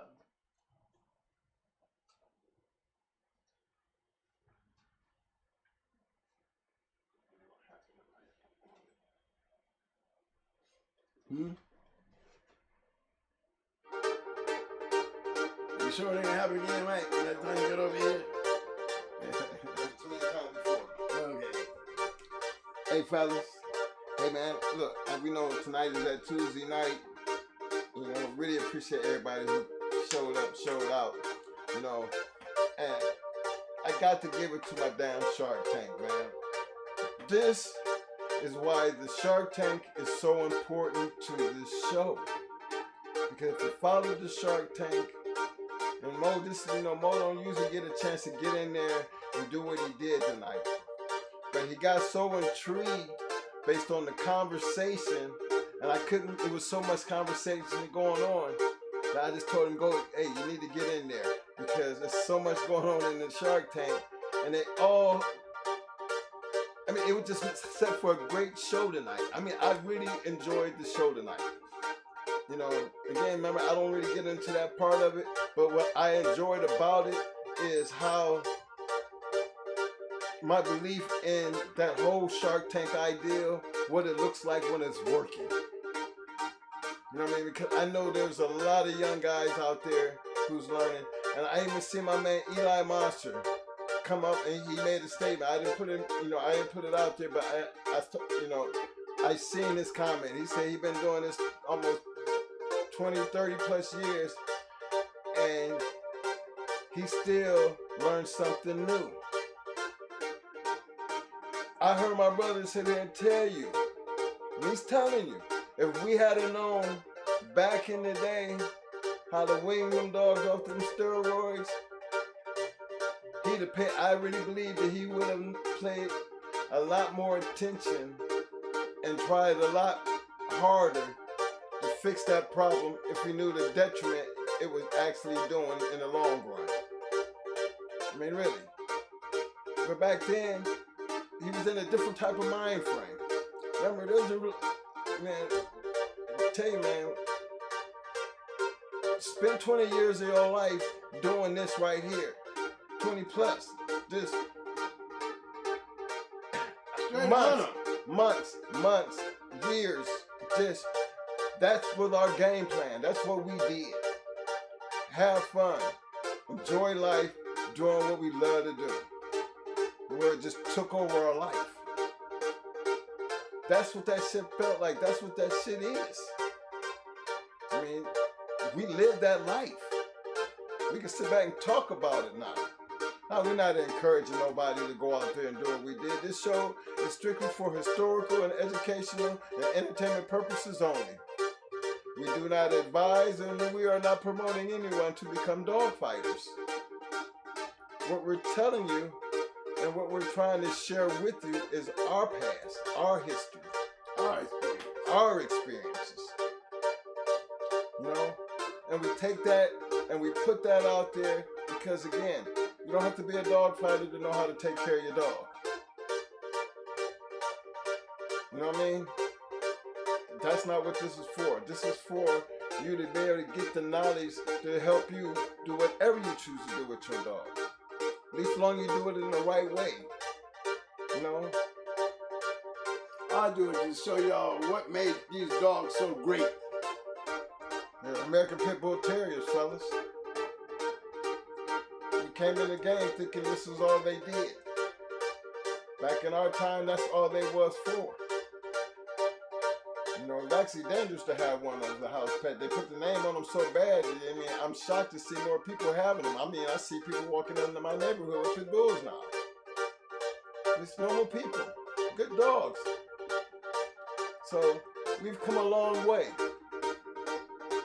But again, stigmata. Stigmata, man. It is what it is, baby. Look, gotta love them though, man. You know, you gotta love them.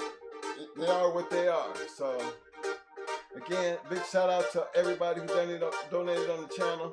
Hey, on your way out, if you haven't hit that like button, please do me a favor, stop by and hit that like button.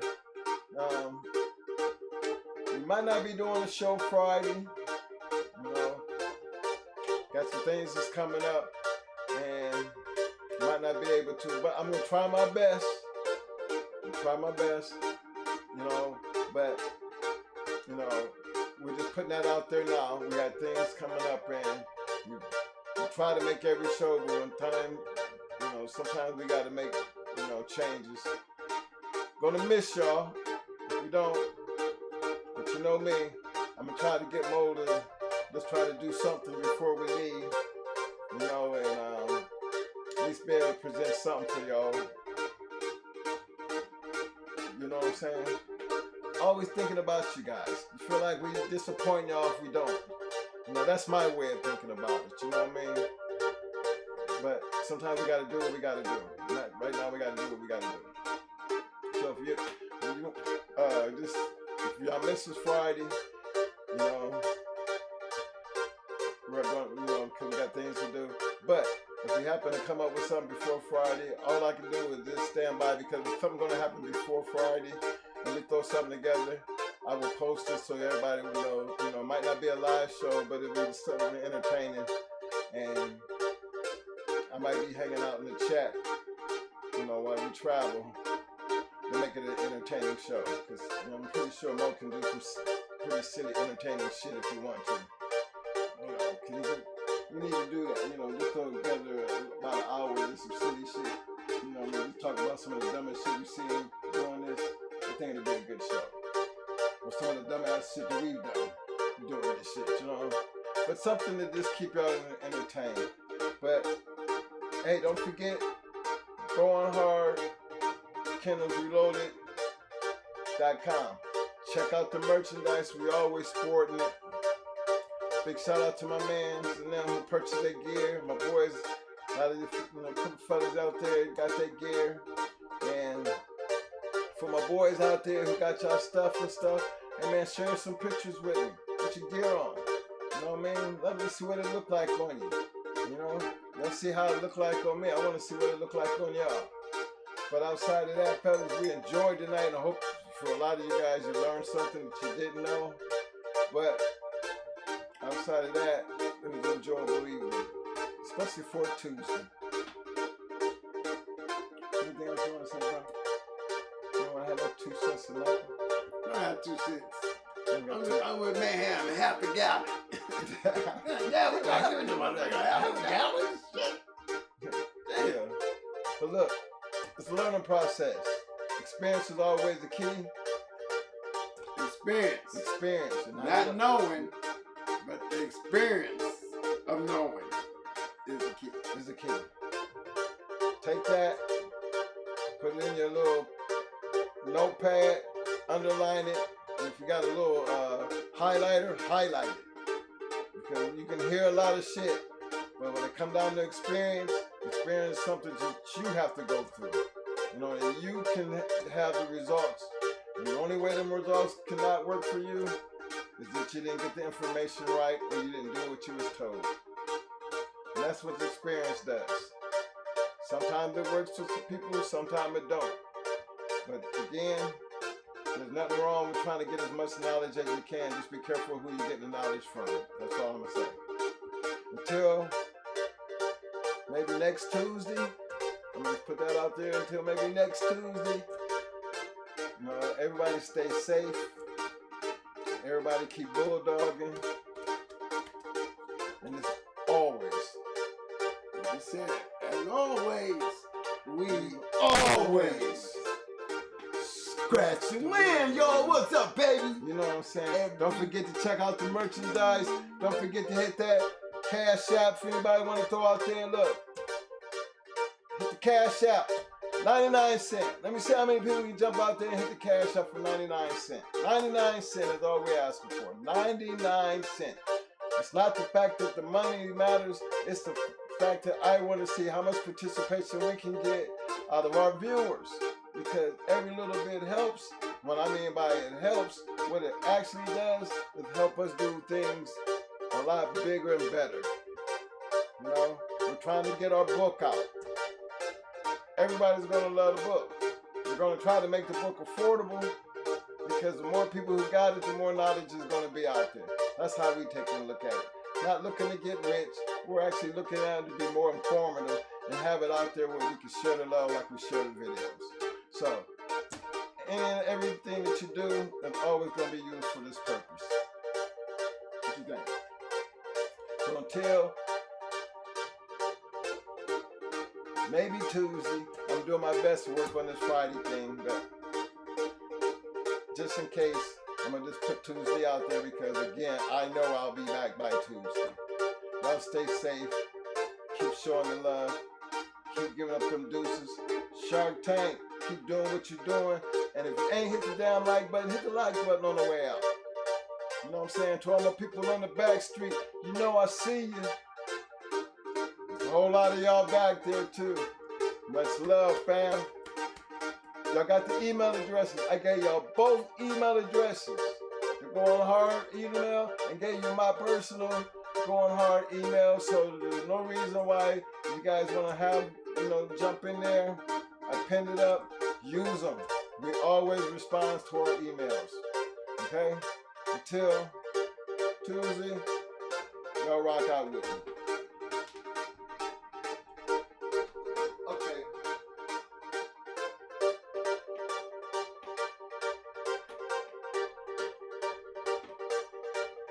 Come on. Oh. Oh. Yeah. Yeah.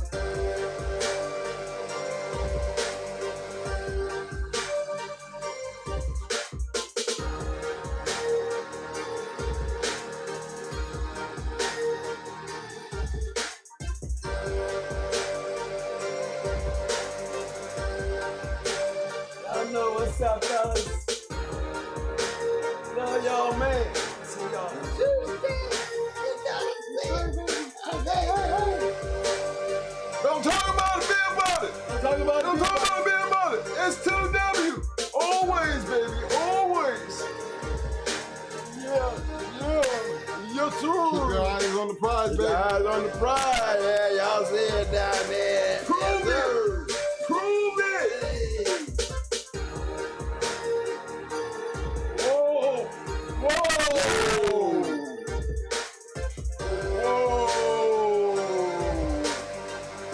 Yeah.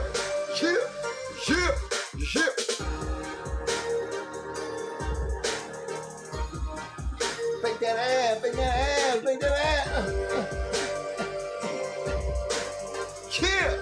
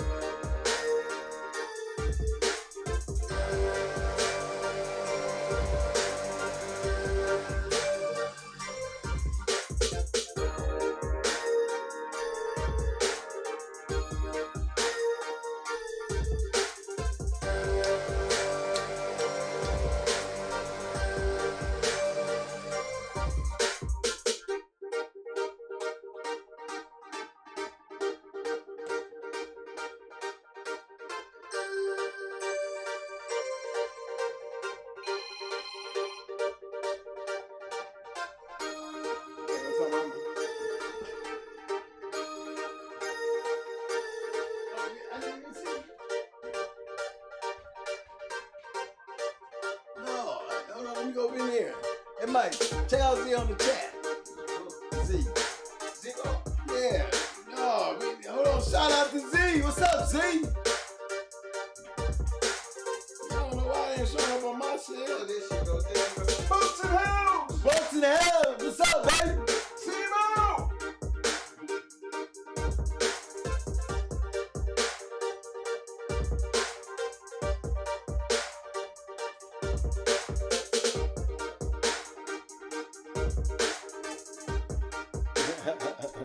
Simo in the house.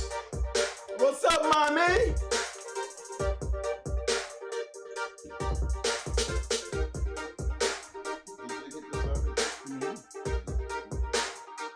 I want to call it. Hold on.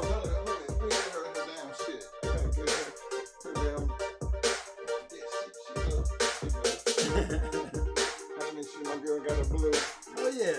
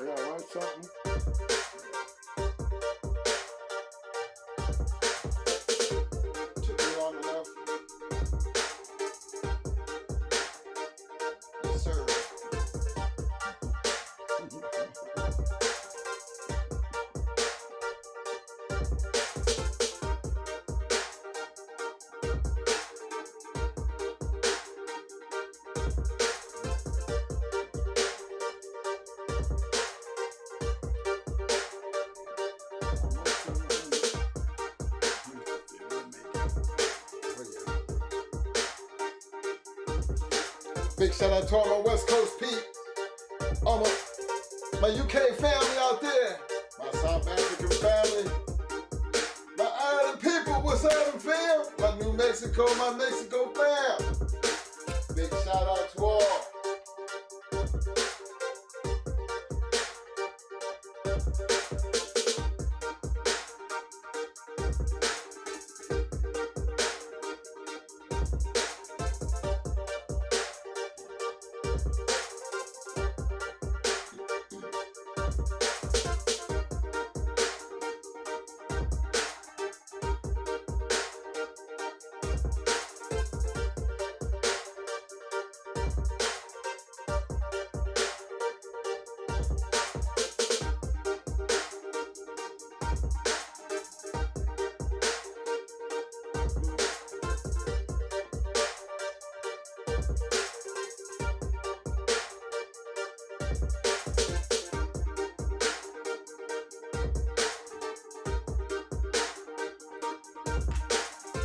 See what that 36% was, right? Hey, what's that poll like that, man? At the end. We got 189 voters on the poll tonight. Poll question was, when it comes to the American people vegetarian protein diet, is it better to have A, 35% protein in the diet, 38%. B, under 35% protein in the diet, 56%. C, doesn't matter how much protein, 7%. Thank everybody for taking that poll. Appreciate everybody for taking that poll. Look, for everybody, the parking lot is open. For all the new viewers coming in, don't forget to take a shot at the poll. You know, it's not a wrong or right answer. It's just an opinion.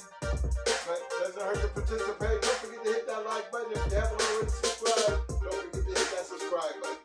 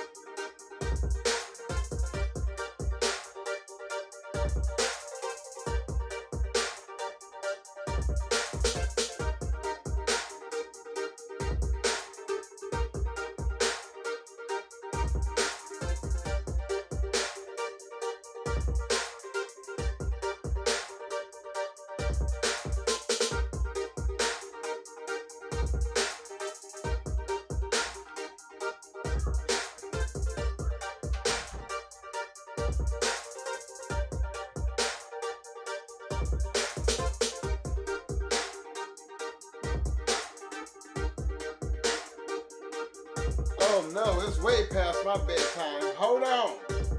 Last call.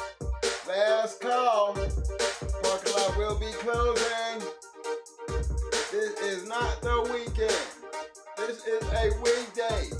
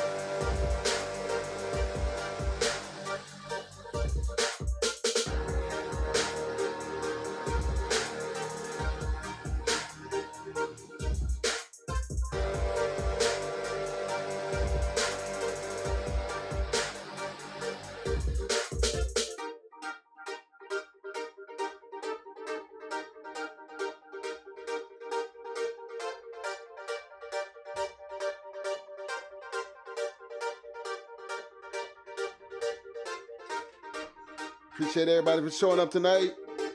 Don't forget to hit them like buttons if you haven't already hit that like button. Don't forget to hit that subscribe button. And don't forget, stay safe. We'll see you possibly Tuesday. Until then, I'm out. Deuces. Peace.